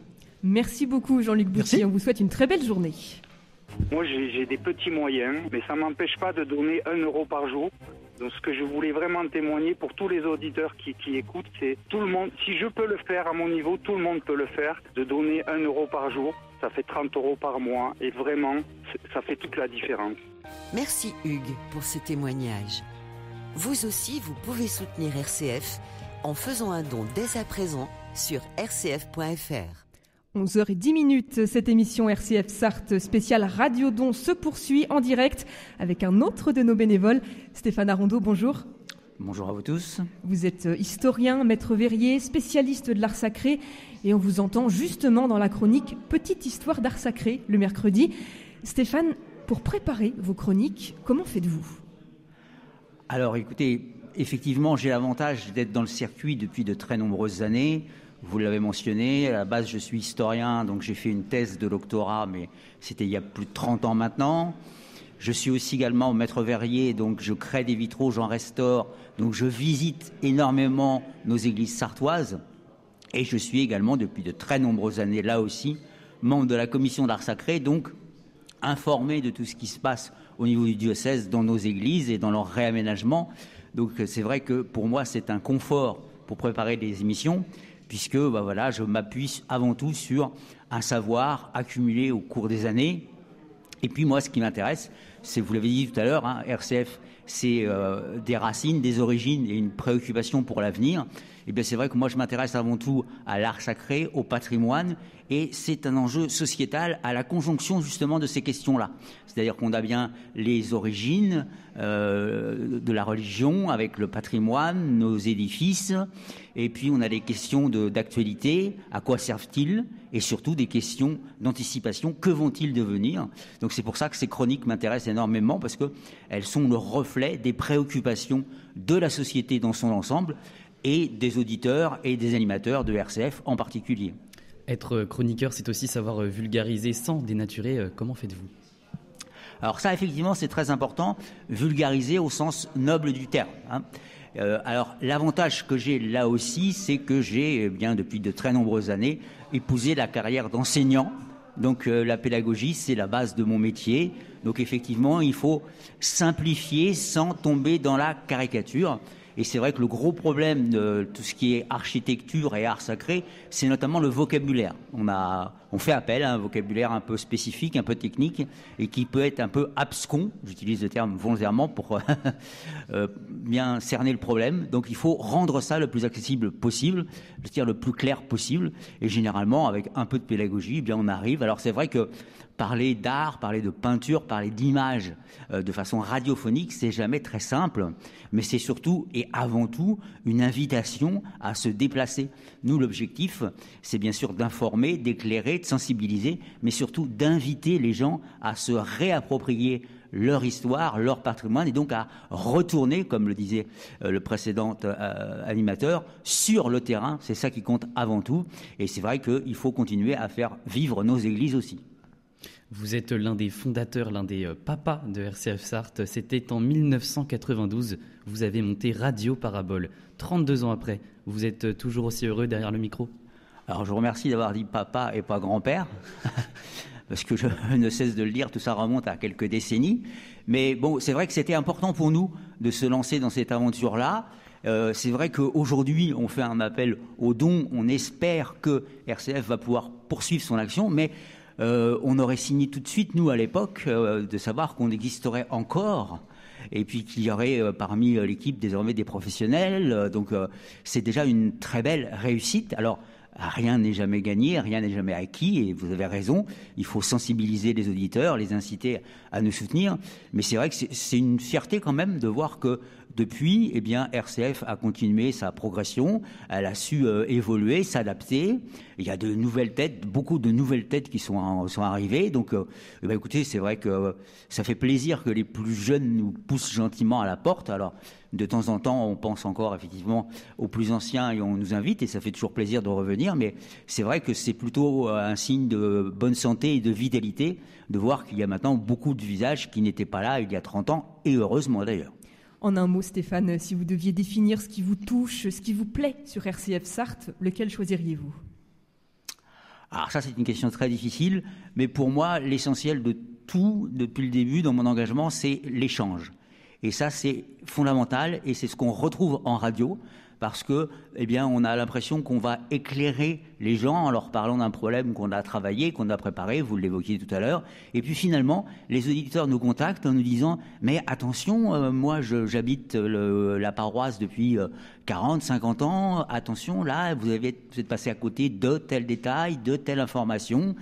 Et c'est ça qui effectivement nourrit aussi la passion, c'est que on n'en a jamais fait le tour, et que effectivement la base de la radio, c'est l'échange. Effectivement, il y a un émetteur, mais il y a aussi un récepteur, et c'est ça qui m'intéresse, moi, c'est justement le retour. Alors heureusement, très souvent, il est positif. Parfois, il est un peu plus nuancé, c'est un peu plus difficile à accepter, mais ça fait du bien aussi d'être remis en cause. Et puis surtout, ça nourrit cette curiosité naturelle qu'on a tous, à savoir essayer de comprendre d'où on vient et où on va. Et ça se fait effectivement dans un confort extraordinaire à travers la radio et les très nombreux auditeurs de RCF. Les radios associatives, on le sait, ont particulièrement besoin d'être soutenues. Pourquoi, selon vous ? Parce qu'elles offrent, alors ce que je vais dire, c'est vraiment un classique, mais elles offrent un espace de liberté qu'on ne retrouve pas sur les autres radios. Je vais reprendre mon exemple, un exemple qui, moi, me passionne depuis très longtemps. Le patrimoine, entre guillemets, ce n'est pas commercial. Donc, pour une radio qui vient fait du commerce, ce n'est pas un sujet intéressant. Ça peut apparaître dans l'actualité. Je vais prendre juste un exemple. Tout le monde a entendu parler de projets de création pour Notre-Dame de Paris au Mans. Donc, effectivement, parfois, on va en parler, quelles qu'en soient les radios. Mais au quotidien, seule une radio associative peut se permettre de travailler sur des enjeux, que je le rappelle, sont des enjeux de société. Et ça, nous, on peut le faire, on peut le développer, on peut l'approfondir. Et ça peut apparaître un luxe, mais ça me semble être, moi, une nécessité. En tout cas, c'est comme ça que semblent percevoir les auditeurs, puisqu'on s'intéresse à eux, et pas seulement quand il y a un événement exceptionnel, mais bien leur vie quotidienne, leurs enjeux au quotidien dans leur paroisse. Dernière question, Stéphane Arondeau. Qu'est-ce que vous souhaitez à notre radio, à votre radio, pour les mois et années à venir ? Eh bien, exactement ce que vous venez de dire, c'est que dans quelques années, on m'invite et qu'on me présente comme étant le grand-père de RCF. Ça veut dire que RCF sera toujours là, toujours active et dynamique. Alors, pour moi, ce sera un mauvais signe. Ça veut dire que le temps passe et que je vieillis. Mais après tout, c'est notre lot à tous. Et ça sera surtout signe que RCF est toujours bien vivante et dynamique. Et c'est ce que je souhaite à tout le monde, avec, bien évidemment, on le répète tous aujourd'hui, le soutien financier des auditeurs. Merci beaucoup Stéphane Arondeau pour vos réponses et votre implication pour l'antenne. On a bien compris avec ce témoignage de Stéphane, le bénévolat, c'est l'ADN et même le cœur d'RCF Sarthe. L'une de nos chroniqueuses, Elisabeth Sesma, s'est confiée il y a quelques jours sur ce que lui apporte cet engagement à la radio. Elle anime l'émission Hallo Deutschland pour partager l'actualité et la culture de l'Allemagne, son pays d'origine. Je vous propose d'écouter son témoignage. Alors, c'est le plaisir de participer, ne fût-ce qu'un petit peu, à faire vivre RCF, à accomplir cela avec une équipe de bénévoles et des salariés qui travaillent ensemble et se soutiennent. Concrètement, ces chroniques, vous les préparez comment ? Alors, cette année, mes chroniques parlent des régions allemandes. Et alors, je creuse ma mémoire, je fais parler mes souvenirs et je me documente dans les livres et les médias, évidemment. Mais souvent aussi, je discute avec des amies allemandes. Ce lien que vous avez avec la radio, Elisabeth, vous le décririez comment, cet attachement ? Alors, je connais RCF depuis bien longtemps, bien avant de faire la radio. C'est un endroit où on se rencontre, où on entretient des liens avec les autres bénévoles et les salariés. Et ces rencontres sont conviviales et chaleureuses. Et je ne voudrais pas les perdre. Ça fait combien de temps que vous êtes bénévole ici ? Alors, c'était déjà rue Trigé. Et voilà, et comme ça, je suis arrivée à faire des émissions avec le père Hervé-Marie Cotten. Cette radio RCF Sarthe, Elisabeth Sesma, qu'est-ce qu'elle représente pour vous ? Alors, pour moi, déjà, c'est une radio associative, c'est important pour moi. Elle exprime la spiritualité et ce qui nous apporte les informations importantes de tout genre pour comprendre notre monde, que ce soit sur le plan international, national et local. Qu'est-ce qui est unique, selon vous, RCF Sarthe ? Qu'est-ce qu'on trouve ici chez nous qu'on ne trouverait pas ailleurs ? Alors, la cordialité, l'entente et l'amitié qui permettent que salariés et bénévoles puissent informer, faire réfléchir, détendre avec professionnalisme et enthousiasme. Qu'est-ce que vous diriez à nos auditeurs, auditrices, pour les convaincre de nous soutenir ? Alors déjà ce que je viens de dire, et ensuite vous tenez à continuer à être informés de la meilleure façon possible. Réagissez alors favorablement à la demande de Radiodon. Elisabeth Sesma, notre chroniqueuse d'Hallo Deutschland. RCF Sarthe, ce sont bien sûr des bénévoles, mais pas que. C'est aussi une rédaction composée de journalistes professionnels. Bonjour Sébastien Drance. Bonjour Agnès, bonjour à tous. Vous êtes le petit nouveau de notre équipe. Oh. Vous avez rejoint l'aventure RCF Sarthe il y a quelques mois. Nos auditeurs de la matinale entendent souvent votre voix dans les petits reportages pour nos journaux. Est-ce que vous voulez bien vous présenter un petit peu ? Eh bien, le petit nouveau a 55 ans, autant le dire tout de suite. Manceau, diplômé en journalisme, passionné de radio dès la première heure. Quand j'avais une dizaine d'années, j'écoutais la radio toute la journée ou presque. Et puis sont arrivées les radios locales dans les années 80. Et là, je voulais absolument en faire partie. Et ça m'est resté quasiment jusqu'à maintenant. École de journalisme et puis ensuite journaliste, oui, en France. Et puis très rapidement, l'envie d'aller voyager, d'exercer ma profession dans d'autres pays. Avant de revenir en Sarthe donc, vous avez parcouru le monde pendant près de 25 ans, notamment comme correspondant à l'international. Oui, alors je suis parti comme correspondant, je suis allé dans des pays comme le Cambodge, où je suis resté une quinzaine d'années, mais pas que, j'ai vécu aussi en Corée du Sud, je suis allé en Irak, je suis allé au Pakistan, je suis allé dans pas mal de pays. Avant de collaborer aussi pendant quelques temps à des organisations internationales comme les Nations Unies ou l'Union Européenne, toujours dans des questions de médias, comme formateur par exemple. Vous étiez correspondant pour quel type de médias par exemple, Sébastien, si vous deviez nous donner 2-3 noms pour lesquels vous avez collaboré? Oui, mais j'ai beaucoup collaboré pour des médias français comme une radio à 3 lettres également qu'on peut citer, RTL, RFI, Radio France Internationale, et j'ai travaillé aussi notamment pour le journal Le Point, le magazine Le Point. Donc presse écrite, radio, mais c'est toujours la radio qui est restée votre amour premier. Alors c'est ça, c'est-à-dire que j'ai voulu essayer aussi la presse écrite, la photo aussi, j'ai fait beaucoup de photos. Et puis ensuite au Cambodge d'ailleurs, j'ai monté ma propre société de journaux, de production radio, télé. Et puis quand je suis revenu en France, au Mans, il n'y a pas si longtemps que ça, quelques années, j'ai vraiment eu envie de retourner à la radio.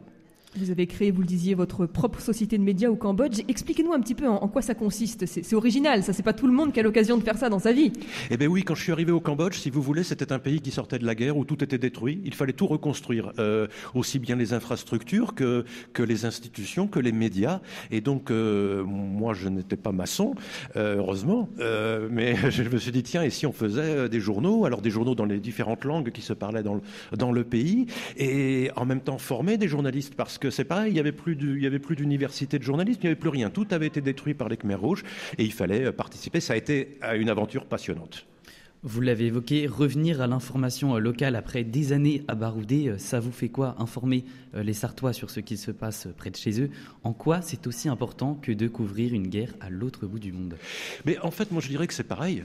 C'est exactement pareil parce que quand on est journaliste, que ce soit des informations terribles comme la guerre, des déplacés, que ce soit des crises quelles qu'elles soient, ou que ça se passe à l'autre bout du monde ou chez vous, que ce soit des informations au contraire très très agréables.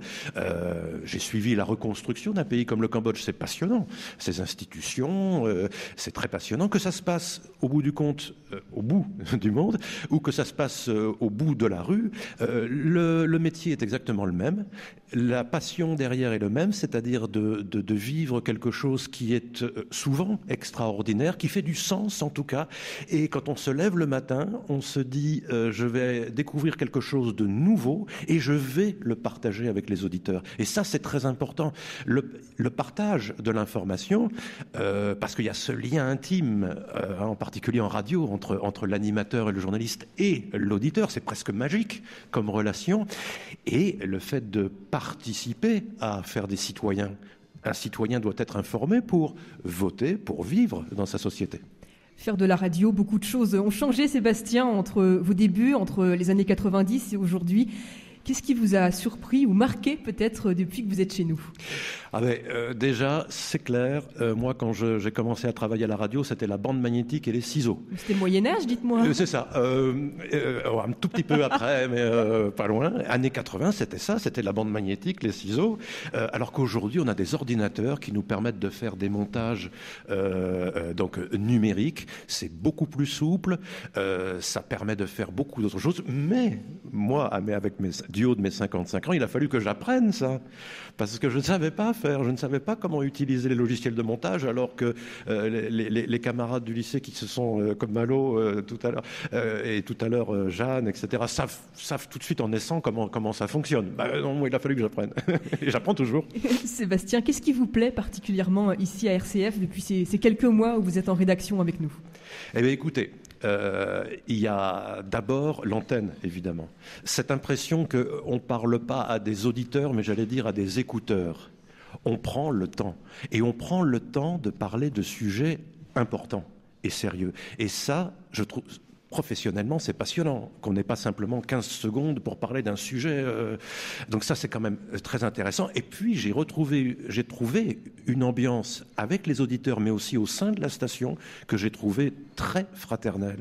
C'est-à-dire qu'au sein de cette radio, RCF Sarthe, que ce soit les permanents comme vous, ou que ce soit les bénévoles, on en a entendu tout à l'heure, il y a une communion, il y a une famille qui est là, on s'entraide, on a toujours le sourire, ce sourire, j'ai envie de le dire aux auditeurs, ce sourire que l'on entend quand on est derrière son poste, il est réellement dans la station.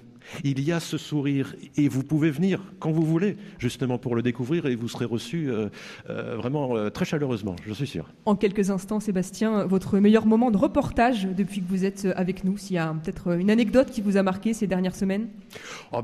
Moi, je suis là que depuis quelques mois, parce que je rappelle que j'étais stagiaire au départ. Je suis venu comme stagiaire et puis comme bénévole. Mais bien sûr, parmi les expériences intéressantes, ça a été la couverture des 24 heures du Mans. Ça a été aussi ces élections. Bon, c'est moins drôle, c'est moins sportif, mais ça a toujours été aussi inattendu et ça a été des moments vraiment avec beaucoup d'adrénaline. Merci beaucoup Sébastien Drance pour ce témoignage. On se retrouve dans quelques instants pour animer ensemble la suite de cette émission spéciale Radio Don en direct, on vous le rappelle, jusqu'à midi. Merci Malo Moncelet pour votre aide et votre enthousiasme pendant cette demi-heure. Rendez-vous juste après Calogero, Volet de nuit sur RCF.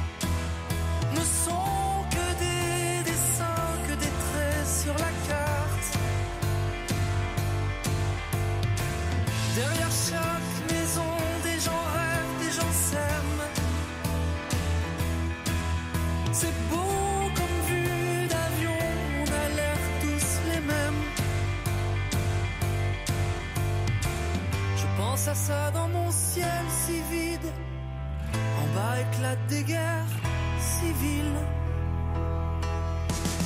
Voler de nuit, comme Saint-Exupéry, voir le monde d'en haut, sans le prendre de haut. Voler de nuit. Calogero, Volet de nuit sur RCF Sarthe. Il est 11h30 et nous sommes toujours en direct du lycée Notre-Dame au Mans pour notre émission spéciale Radio Don. À mes côtés, Sébastien Drance, le programme de cette dernière demi-heure. Sébastien ? Eh bien, écoutez, on va revenir bien sûr sur la mission spirituelle de RCF Sarthe, notre radio qui se veut source de dialogue, d'inspiration pour tous, chrétiens et non chrétiens d'ailleurs. Et puis nos auditeurs vont aussi découvrir un témoignage fort, celui de Karan Singh, un jeune homme de 22 ans, plein d'enthousiasme et en situation de handicap. Son passage à la radio sur RCF Sarthe il n'y a pas longtemps a changé pas mal de choses dans sa vie. On vous en dit plus dans un petit quart d'heure. Mais tout de suite, on retrouve avec nous le Père Benoît Pierre, vicaire général de notre diocèse. Bonjour. Bonjour. Merci d'être avec nous aujourd'hui en plateau. Vous êtes un habitué du micro et du studio, on peut le dire. Vous intervenez régulièrement dans les émissions Église en Sarthe ou au Quai Padré. La radio, Père Benoît Pierre, en quoi est-ce que c'est encore aujourd'hui un outil pour l'évangélisation ? C'est un outil pour l'évangélisation parce que ça se diffuse partout et qu'on peut y accéder de façon extrêmement facile, aussi bien chez soi qu'en voiture ou même sous la forme des podcasts qui sont très précieux pour pouvoir même réécouter des émissions qu'on a manquées ou dont on a eu connaissance entre-temps. Et puis, c'est un moyen qui est assez agréable, me semble-t-il, et assez pédagogue pour faire passer un certain nombre de messages et pour rendre l'annonce de l'Évangile accessible au plus grand nombre et avec en plus une diversité de voix, une diversité d'approches. Un facteur de lien et d'unité aussi. Oui, absolument. En fait, vous êtes mieux placé que nous sans doute, mais de temps en temps, nous aussi, on a des témoignages de personnes qu'on peut rencontrer, comme vous l'avez très bien dit, de paroissiens, de chrétiens ou non d'ailleurs, qui témoignent de l'intérêt qu'ils ont trouvé dans telle émission, dans tel témoignage. Je crois que les personnes en plus, alors en reprenant la phrase qui sert un peu de fil conducteur à la radio, la joie se partage. Je pense qu'on a besoin aussi de messages qui nous encouragent. Et de ce point de vue-là, la radio RCF y contribue largement. Alors, d'un point de vue technique, je ne sais pas si vous êtes à la pointe, mais notre évêque, il y a quelques minutes, nous disait beaucoup de bien du DAB+. Vous savez, c'est la radio numérique. Oui. RCF Sarthe est maintenant en DAB+. Ça, c'est important aussi pour vous pensez, de pouvoir ouvrir encore plus largement ? Alors, je pense que l'argument principal de ce que j'ai compris, je ne vais pas jouer les spécialistes que je ne suis pas. Je ne suis pas non plus, vous inquiétez. Mais j'ai compris que l'un des éléments importants, c'était d'abord la qualité de réception, la qualité d'audition, et puis la possibilité effectivement de diffuser plus largement. Donc, en soi déjà, ça c'est une bonne chose. Et j'ai bien senti effectivement, dès qu'il en a été question, il y a déjà un petit moment, que notre évêque qui était à la fois très sensible et puis très très désireux de pouvoir trouver les moyens pour l'annoncer, pour l'expliquer aux nombreux auditeurs, voilà, et puis à tout le monde, parce qu'on, comment dirais-je, il y a eu un peu de campagne d'information sur ce plan-là, mais il y a encore du travail à faire, mais ça va se faire petit à petit, voilà, pour que RCF se diffuse encore mieux et encore plus. Alors, Père Benoît Pierre, on entend aujourd'hui, on entend dire qu'on vit dans une société fracturée, une société cloisonnée, que les gens ont tendance à ne plus se parler comme auparavant. En tout cas, une radio chrétienne aujourd'hui se doit de porter une parole différente de cette ambiance, justement. Oui, exactement. Je dirais, il ne s'agit pas on va pas jouer les bisounours, ce serait un peu difficile parce que chacun connaît la situation, même au plus proche de chez nous. Cependant, il y a quand même une manière chrétienne d'appréhender l'actualité et d'aider à la lire et la relire. C'est-à-dire l'Évangile en particulier, qui est évidemment notre point de repère principal, nous donne quelques clés pour prendre le recul nécessaire. C'est-à-dire pour ne pas se laisser sans cesse étouffer ou envahir par les émotions qui sont légitimes, qui sont instinctives, mais pour nous aider à voir les choses avec un peu plus de distance. Et de ne pas être toujours comme ça à la fois on est sur le coup, voilà, il y a les actualités qui sont données, et en même temps il y a de nombreuses émissions qui aident à porter la réflexion. Et c'est plus facile de le faire avec d'autres que de le faire tout seul. Parce qu'il y a le temps, RCF donne du temps à ces sujets et ne tombe pas dans le catastrophisme, comme malheureusement on peut l'entendre. Alors exactement, et puis comme le disait Agnès tout à l'heure, j'ai la chance d'intervenir assez régulièrement et je suis témoin du travail qui est fait. En fait, il y a un travail de discernement, de réflexion pour choisir les sujets, pour voir un peu aussi le bon tempo.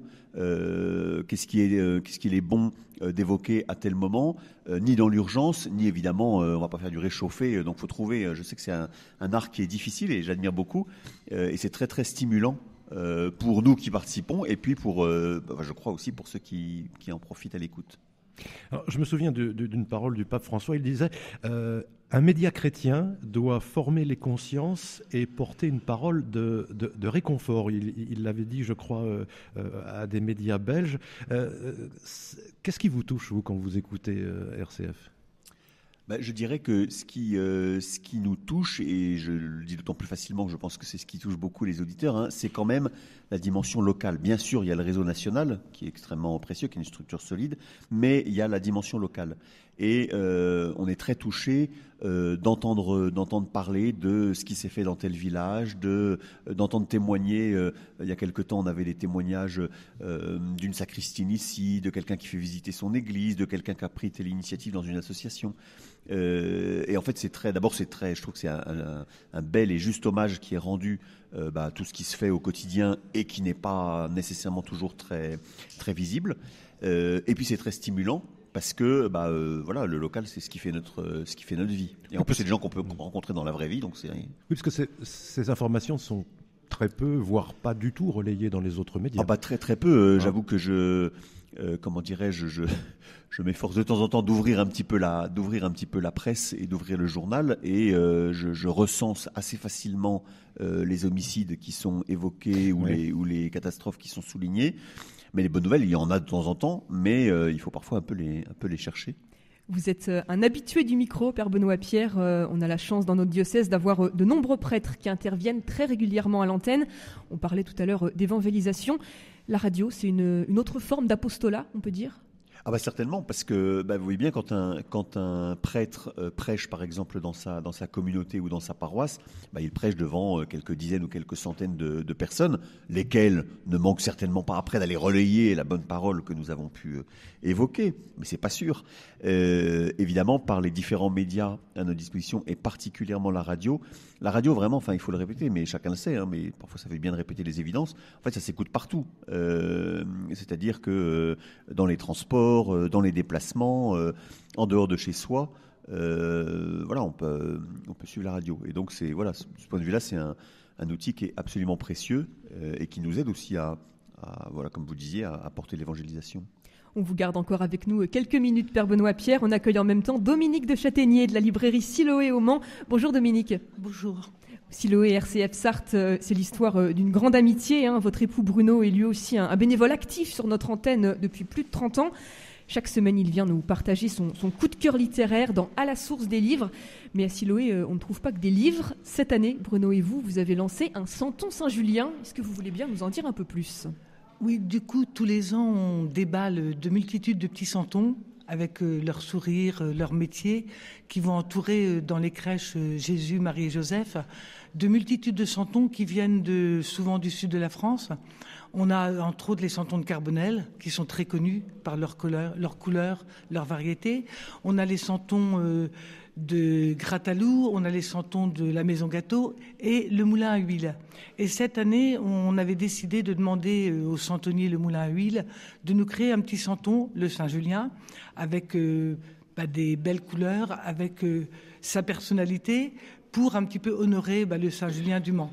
Et il se trouve dans tout notre rayonnage de santons, et c'est franchement quelque chose de très beau à voir, sur toutes les étagères, de la disposition, les couleurs, l'envie aussi de découvrir ce qu'est un santon vraiment. C'est l'occasion de découvrir ce petit peuple de la crèche qui peuple, sans jeu de mots, vos rayonnages. Alors, ce santon Saint-Julien, il est disponible au prix de 21,50 €. Et pendant tout ce week-end du Radiodon, une partie est reversée au profit de notre radio. Siloé et RCF s'associent. Merci déjà pour votre soutien. Pourquoi est-ce que c'est important pour vous d'aider RCF Sarthe ? Alors, RCF, c'est une radio de proximité, une radio chrétienne, qui est importante, je pense, dans la vie de chacun et chacune, du fait elle rentre dans les maisons où les gens sont parfois seuls et où ils sont très heureux d'écouter la radio tous les jours, et surtout d'avoir ce lien avec la vie au niveau national, international, et surtout la vie de notre département. Moi, je me régale le matin, quand je pars en voiture, d'écouter la chronique, la petite chronique du journaliste qui, pour les informations. Et franchement, c'est un beau moment. Et c'est une façon aussi d'être en lien avec tout ce qui se passe dans notre département. Et c'est très important de soutenir cette radio parce qu'elle est positive, elle est souvent rayonnante et elle s'adresse, je dirais, presque à tout le monde avec les différentes émissions qu'il peut y avoir. Alors justement, Dominique, au niveau des valeurs, du fond, qu'est-ce qui vous touche, vous, sur RCF ? Qu'est-ce qui vous plaît ? Moi, ce qui me plaît, c'est que c'est une radio, oui, ce que je disais tout à l'heure, très positive, très engagée aussi, quand même, pour différentes causes. Ça peut être des causes tout à fait simples, parce que vous disiez tout à l'heure, Sébastien, d'interviewer des gens qui sont en difficulté, d'interviewer, oui, énormément de prêtres, ça c'est sûr, mais d'interviewer aussi des gens tout simples qui n'auraient pas l'occasion d'expliquer un petit peu ce qu'est leur vie ou quelles sont leurs idées. Et ça, pour moi, c'est très important. C'est aussi une radio qui permet d'avoir un lien très fort avec la musique. Moi, je sais qu'il y a de bonnes émissions musicales. Je m'en souviens de quelques-unes, très bonnes. Et ça aussi, c'est important, de donner de la joie aux gens qui sont chez eux, souvent seuls. Merci beaucoup, Dominique de Châtaignier. Avant de se quitter, qu'est-ce que vous diriez à nos auditeurs pour les inciter à nous soutenir, si vous deviez donner un mot ou une phrase choc ? Ça, c'est plus difficile. Je leur dirais, écoutez la radio. Prenez du temps pour l'écouter, pour découvrir et pour, l'aimer particulièrement parce que ça vaut le coup d'avoir une radio différente et surtout d'avoir une radio positive et surtout très variée. Merci beaucoup Dominique, on l'a bien compris, l'un des axes forts d'RCF Sarthe, c'est la place qui est laissée aux initiatives, à la solidarité, une mission essentielle selon Yves Calip. Il est adjoint au maire, chargé de la solidarité et de l'action sociale et il s'est confié au micro d'RCF il y a quelques jours. d'une façon générale, vous êtes très proche de tout ce qui se passe sur l'actualité politique, économique, sociale, voilà. Et c'est pour moi l'outil aussi du mouvement associatif qui, grâce aux radios locales, ont la possibilité de s'exprimer non seulement sur leurs initiatives, mais aussi sur ce qu'elles font régulièrement en direction de qui, qu'elles soient associatives, culturelles, sportives, sociales, solidaires, d'une façon très large. Et c'est vraiment quelque chose d'important. La solidarité aujourd'hui, elle est importante et elle se décline localement et dans tout ce qui touche la vie d'un citoyen. Mais en termes de solidarité, je crois qu'il n'y a pas de couleur, il n'y a pas de religion. Localement, aider les personnes qui sont en difficulté. Si j'étends ça au bénévolat, les radios locales, elles se font aussi cette passerelle sur la demande de bénévoles, sur des initiatives ponctuelles, concrètes. Voilà, je pense que c'est ce message qu'on essaie de faire passer les uns à les autres. Merci beaucoup Yves Calypte qui nous a donné son témoignage. Il est, on le rappelle, adjoint au maire chargé de la solidarité et de l'action sociale. Et cette solidarité, elle s'exprime aussi à travers le soutien que nous apportent nos auditeurs. Un grand merci à Françoise de Souligné-sous-Ballon qui nous a envoyé un chèque de 50 €. Françoise, toute l'équipe d'RCF Sarthe vous remercie pour votre précieuse contribution. C'est grâce à vous, grâce à ces petits gestes qu'on peut continuer chaque jour à assurer nos missions. Et un autre témoignage très touchant qu'on a reçu cette semaine, c'est celui de Laurence, une fidèle auditrice. Elle est passée hier matin nous remettre son don à la rédaction et elle s'est confiée à Paul-Joseph Bouladou sur ce que représente RCF pour elle. RCF, R comme réveil, C comme chrétien, F comme formidable. You are for me, for me, for me, formidable. Alors donnez et vous recevrez le centuple. C'est quand on écoute RCF, quand on se concentre un peu, on se rend compte des besoins que ça demande, par exemple, de faire une matinale. Ça vous parle, ça ? Ah oui, surtout, j'ai 2 voisins dans mon immeuble qui, une semaine sur 2, se lèvent à 3 heures du matin. L'une parce qu'elle travaille dans une radio libre, l'autre parce qu'il fait un métier qui demande ça. Et je pense que vous, pour faire la matinale de RCF, vous vous levez sans doute aussi peut-être à 4 heures du matin. Donc ça, vraiment, ça n'a pas de prix. Donc, donnez, et vous recevrez le centuple. Le témoignage de Laurence au micro de Paul-Joseph Bouladou. Il est 11h45 sur les ondes d'RCF Sarthe et on parlait du soutien de nos auditeurs, un soutien qui est essentiel. Et comme on dit, il n'y a pas de petit don. C'est-à-dire que 1 € que vous allez offrir à notre radio va avoir son utilité. On peut donner 1 € par jour pour notre antenne. Yann Malcoste, rebonjour. Rebonjour Agnès. Donner 1 € par jour pour RCF, c'est ce que vous allez faire en direct. Expliquez-nous. En live, j'ai pris mon chéquier, c'est vrai. On est témoin. Factice, vous êtes témoin. Eh ben non, en fait, 365 €, donc 1 € par jour. C'est simple, grosso modo. Le coût réel, c'est à peu près 100 €, puisqu'en fait, vous avez une réduction d'impôt de 66% du montant que vous donnez. Eh ben, c'est pas cher payé quand on met 1 €. 500 € à l'année, qui est le réel coût, divisé par 365, ça nous fait à peu près 35 centimes peut-être par jour de réel coût pour avoir la chance d'entendre des journalistes de qualité, des bénévoles qui se décarcassent sur le territoire pour faire de superbes reportages, mon père qui est à côté de moi qui nous apporte la bonne parole. Donc en fait, en tant que tel, pour 35 centimes de coût réel par jour, franchement, est-ce que ça n'a pas du sens ? Yann, on peut peut-être rappeler, parce que je ne sais pas si c'est clair dans l'esprit de tout le monde, que ça nous coûte moins cher que ce que l'on donne réellement. C'est une magie des chiffres, c'est une magie des chiffres, des impôts, en fait. Il faut en profiter, parce que peut-être qu'il n'y aura plus de réduction d'impôts à un certain temps, mais il faut en profiter. Oui, effectivement, c'est la magie des chiffres. Expliquez-nous ça, oui. C'est-à-dire que, quelque part, l'État ne peut pas être partout. Donc en fait, on fait appel donc aux personnes qui ont la possibilité, quel que soit leur montant, et de pouvoir apporter une aide à une association. Et donc en l'occurrence, je l'ai rappelé tout à l'heure avec Paul-Joseph, nous sommes une association, donc on n'est pas là pour faire du bénéfice. Les dons vont réellement pour le fonctionnement, la rémunération des collaborateurs donc de la radio dont vous faites partie. Et donc effectivement, il y a vraiment une notion donc de charité. Et cette charité, en fait, c'est même l'État qui nous le donne, puisqu'il nous donne cette réduction d'impôt de 66%. Donc, c'est ça. Quand arrive notre déclaration d'impôt, on retire Voilà, tout à fait. On retire les montants qu'on a donnés à RCF. On retire les montants des 2 tiers. Voilà, les 2 tiers. Et c'est énorme. Alors, il y a juste un plafond, c'est 1 000 euros, pour resituer à peu près le contexte, mais il faut quand même le dire, il y a quand même ce plafond-là, puisque effectivement, on peut pas non plus écraser tous ces impôts grâce à ça. Et puis, je dirais que voilà, 35 centimes par jour, franchement, ça vaut le coup d'écouter RCF pour 35 centimes par jour. Certainement. Ça vaut le coup d'écouter RCF. On parlait de cet attachement très fort qui existe entre les auditeurs et les radios au niveau local. Cet attachement que vous avez envers notre radio, RCF Sarthe, Yann, depuis toutes ces années, comment est-ce que vous le définiriez à nos auditeurs ? Le sens. Alors, attends, on me demande de signer le chèque en même temps. Allez-y, Yann, signez. Faites votre signature en live. Mais bon, non, mais je vais le signer comme ça va être bien. Non, mais en fait, il y a du sens. Je crois que on est harcelé par la publicité, on est harcelé par l'immédiateté de l'information. On est harcelé par le fait de nous inculquer une information sans spécialement prendre donc de la hauteur, et que RCF, qu'on soit chrétien en cherchant du sens, ou qu'on ne soit vraiment pas chrétien, parce qu'on a en matière nationale, il y a 7%, je crois, d'auditeurs musulmans qui écoutent notre radio. On a une radio économique aussi, qui nous avec les autres sensibilités chrétiennes que catholiques. Il y a aussi nos amis orthodoxes et protestants qui sont là. Donc je trouve qu'en fait, cette généralité, le fait de ne pas avoir ce sentiment d'avoir un retour sur investissement, alors que moi je suis dans la finance, donc en fait, retour sur investissement, je le connais au quotidien. Qu'est-ce que c'est pas... Il n'y a pas plus beau comme message, en fait.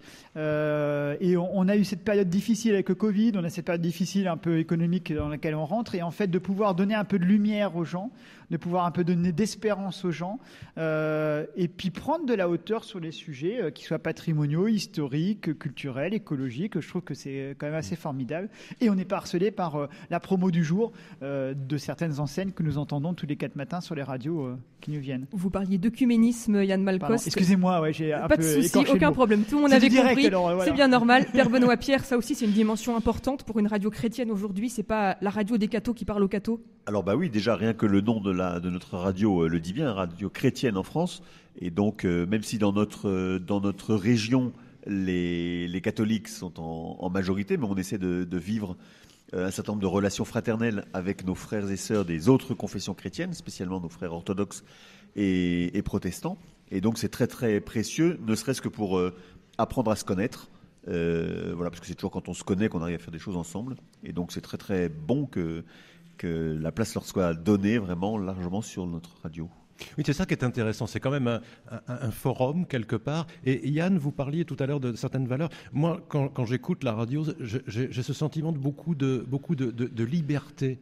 Et un ton, j'allais dire, bienveillant.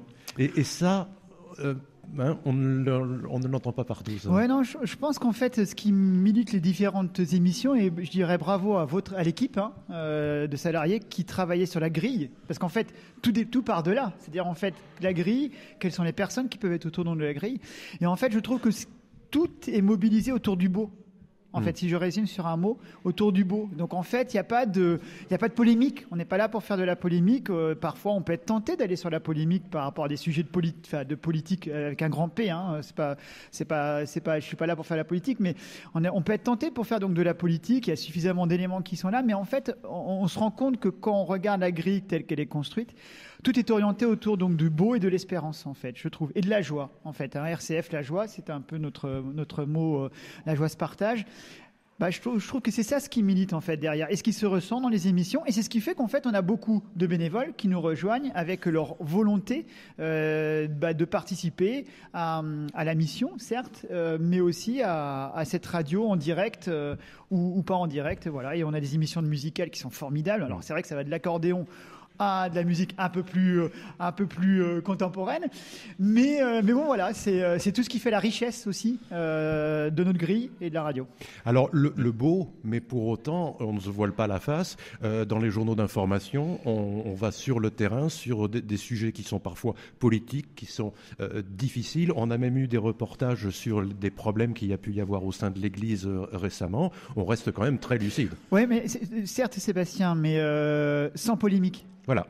Voilà. Et que la BFMisation, sans vouloir faire de la publicité pour un confrère, mais la BFMisation de la société avec la polémique tout le temps. Non, là en fait, votre métier est de décrypter des faits. Et on ne va pas au-delà, on ne l'interprète pas ce fait. On n'est pas là pour interpréter ce fait. Nos auditeurs sont suffisamment percutants et intelligents pour pouvoir les interpréter en fonction de leur propre sensibilité. Nous, on n'est pas là pour polémiquer, on est là pour donner de l'information, dans la locale notamment, la météo, on savait que ce matin il faisait pas très chaud, mais voilà, mais je crois que c'est important de repréciser ça, il n'y a pas de polémique en fait sur RCF.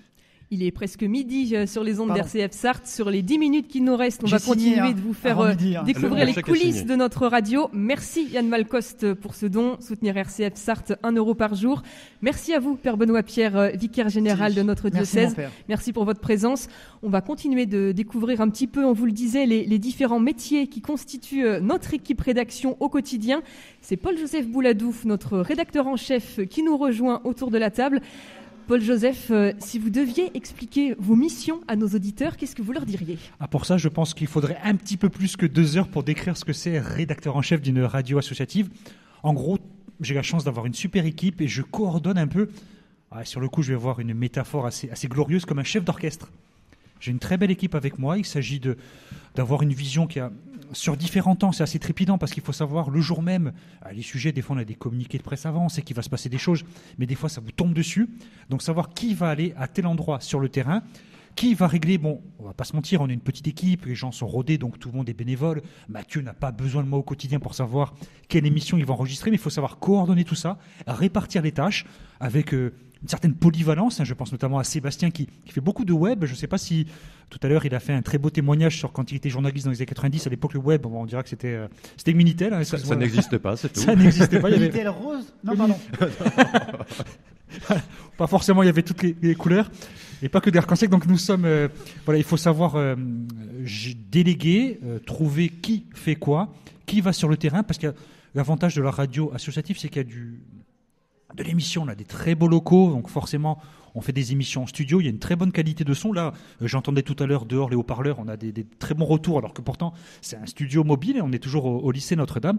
Et à côté de ça, voir sur le terrain, avoir les infos qui remontent et ensuite coordonner tout ça pour que ça se passe au mieux, parce qu'on a quand même beaucoup de créneaux à remplir. Au niveau justement du suivi de l'actualité, ça c'est vraiment le cœur du métier de journaliste, mais quand on est rédacteur en chef, qu'est-ce que ça suppose concrètement ?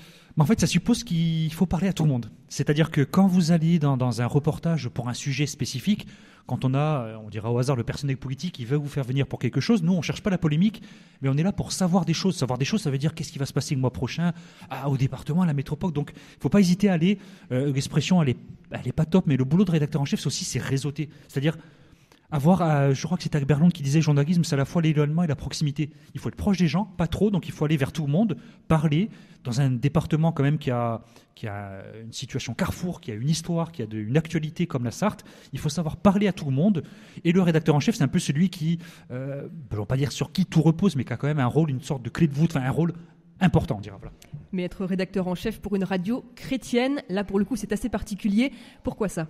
Là, je vais rebondir sur ce que disait brillamment notre président il y a à peu près 2 minutes et 30 minutes. C'est-à-dire que avoir une radio chrétienne, c'est avoir un regard bienveillant mais lucide. C'est-à-dire qu'on ne peut pas éluder certains sujets, mais malgré tout, on n'est pas là pour juger. En fait, le fait d'avoir, ça nous offre déjà donc ce regard bienveillant. Et puis aussi et surtout, ce qui est intéressant, c'est que on a suffisamment d'émissions pour prendre le temps. On a parfois des retours de personnalités du monde associatif ou autres qui nous disent, ou même des personnalités politiques, il ne faut pas les voir avec un regard malveillant, ils ne sont pas juste là pour être élus, des fois ils mettent en avant des initiatives, des projets de loi, des choses qui vont changer le quotidien, et ils nous disent, et ça on a eu plusieurs retours souvent, sur RCF, on prend le temps de poser des questions et on prend le temps d'écouter les réponses. C'est ça la différence quand on est chef d'une radio associative chrétienne. Radio chrétienne, une radio chrétienne, une radio, j'allais presque dire, thématique pour vous en tant que rédacteur en chef? Est-ce que vous vous imposez des limites? Est-ce que vous y aurez peut-être même de l'autocensure? Non, de l'autocensure, non. D'ailleurs, je crois que ça s'est vérifié. On a eu même des affaires judiciaires qui concernent des personnes de l'Église ou anciennes personnes de l'Église. On les a traitées, on n'a pas fait de polémique, mais les personnes forcément catholiques en Sarthe ont besoin de savoir ce qui se passe. Donc, il n'y a pas d'autocensure. Je ne ressens pas comme ça. En tout cas, après, c'est à moi de demander à mon équipe, à Agnès, à vous, Sébastien, est-ce que vous avez l'impression de vous autocensurer? Dans mon cas, ce n'est pas le cas, mais forcément, oui. C'est une radio thématique avec un S. Parce qu'on ne fait pas que de l'actualité, rédacteur en chef concrètement dans une radio associative. Comme vous, Sébastien, vous êtes journaliste, vous êtes aussi d'une certaine façon notre référent web. Agnès, elle va être animatrice et journaliste, parce qu'à la base, on ne se rend pas compte, mais dans une grande radio comme France Info, c'est deux métiers différents. Un animateur, il est dans son studio, il est là, il parle, il ne va pas sur le terrain, et vice-versa. Nous, on fait tout. Donc le fait d'être rédacteur en chef, c'est à la fois choisir les sujets d'actu, en fonction de ce que vous me faites remonter, mais c'est à la fois être responsable des programmes. Et quand on dit responsable des programmes, là, on parle de thématique avec un S, parce qu'on a beaucoup de spirituel, on a parlé d'œcuménisme, on a de l'actu, on a du patrimoine, on a de l'économie, et honnêtement, quand je vous dis qu'il faudrait 2 heures, j'exagère pas. Il faut parler de tout. Il faut parler de tout avec tout le monde. Et on parle de tout. On parle de tout à tout le monde. Ouais. Merci beaucoup Paul-Joseph Bouladou pour ce focus métier sur votre vie de rédacteur en chef. Yann Malcoste, président d'RCF Sarthe, on arrive au terme de cette émission. Quel message, Yann, vous aimeriez faire passer à nos bénévoles déjà qui sont mobilisés aujourd'hui? Alors d'abord, les bénévoles, je les ai déjà remerciés tout à l'heure. Puis ce que je précisais, c'est qu'on a notamment Jean-Luc Boutier qui est intervenu et qui est le responsable donc du pôle des bénévoles. Je voulais avoir un petit clin d'œil aussi pour Marie-Laure, qui est la gardienne des sous donc de la maison notamment. Donc en fait, voilà, je tiens à remercier en tout cas tous les bénévoles qui donnent de leur temps, de leur moment. Parfois dans l'ombre, il faut le dire, c'est pas toujours à l'antenne. Ils sont pas toujours à l'antenne. On a toute une équipe qui est derrière avec la fameuse lettre aux amis, Ahmed Soupli, qui viennent aussi pour nous assurer la partie logistique donc de la radio. Donc je tiens à les remercier vivement parce que sans eux ce serait quand même un peu plus compliqué pour vous aussi, qui êtes journalistes et salariés. Mais en fait, moi ce que je retiens de ce type de matinée, c'est l'ouverture donc de la radio. Elle sait s'ouvrir sur le monde parce qu'elle s'est déplacée. La jeunesse de la radio, je crois que c'est ça qui est important aussi. Quand je vois la qualité de notre charmante Jeanne qui était là avec nous ce matin et qui a managé avec Paul-Joseph la première partie donc, de cette matinée, c'est formidable.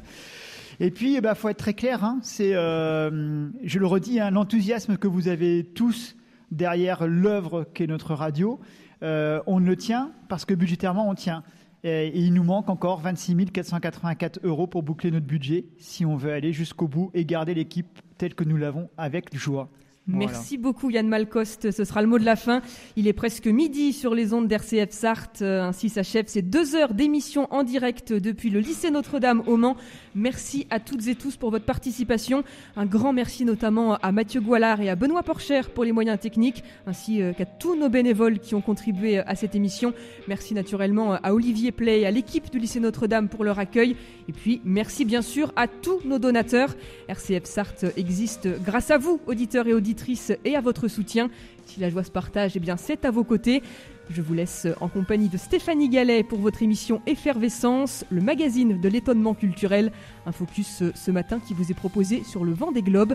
Très belle journée à vous à l'écoute de notre radio.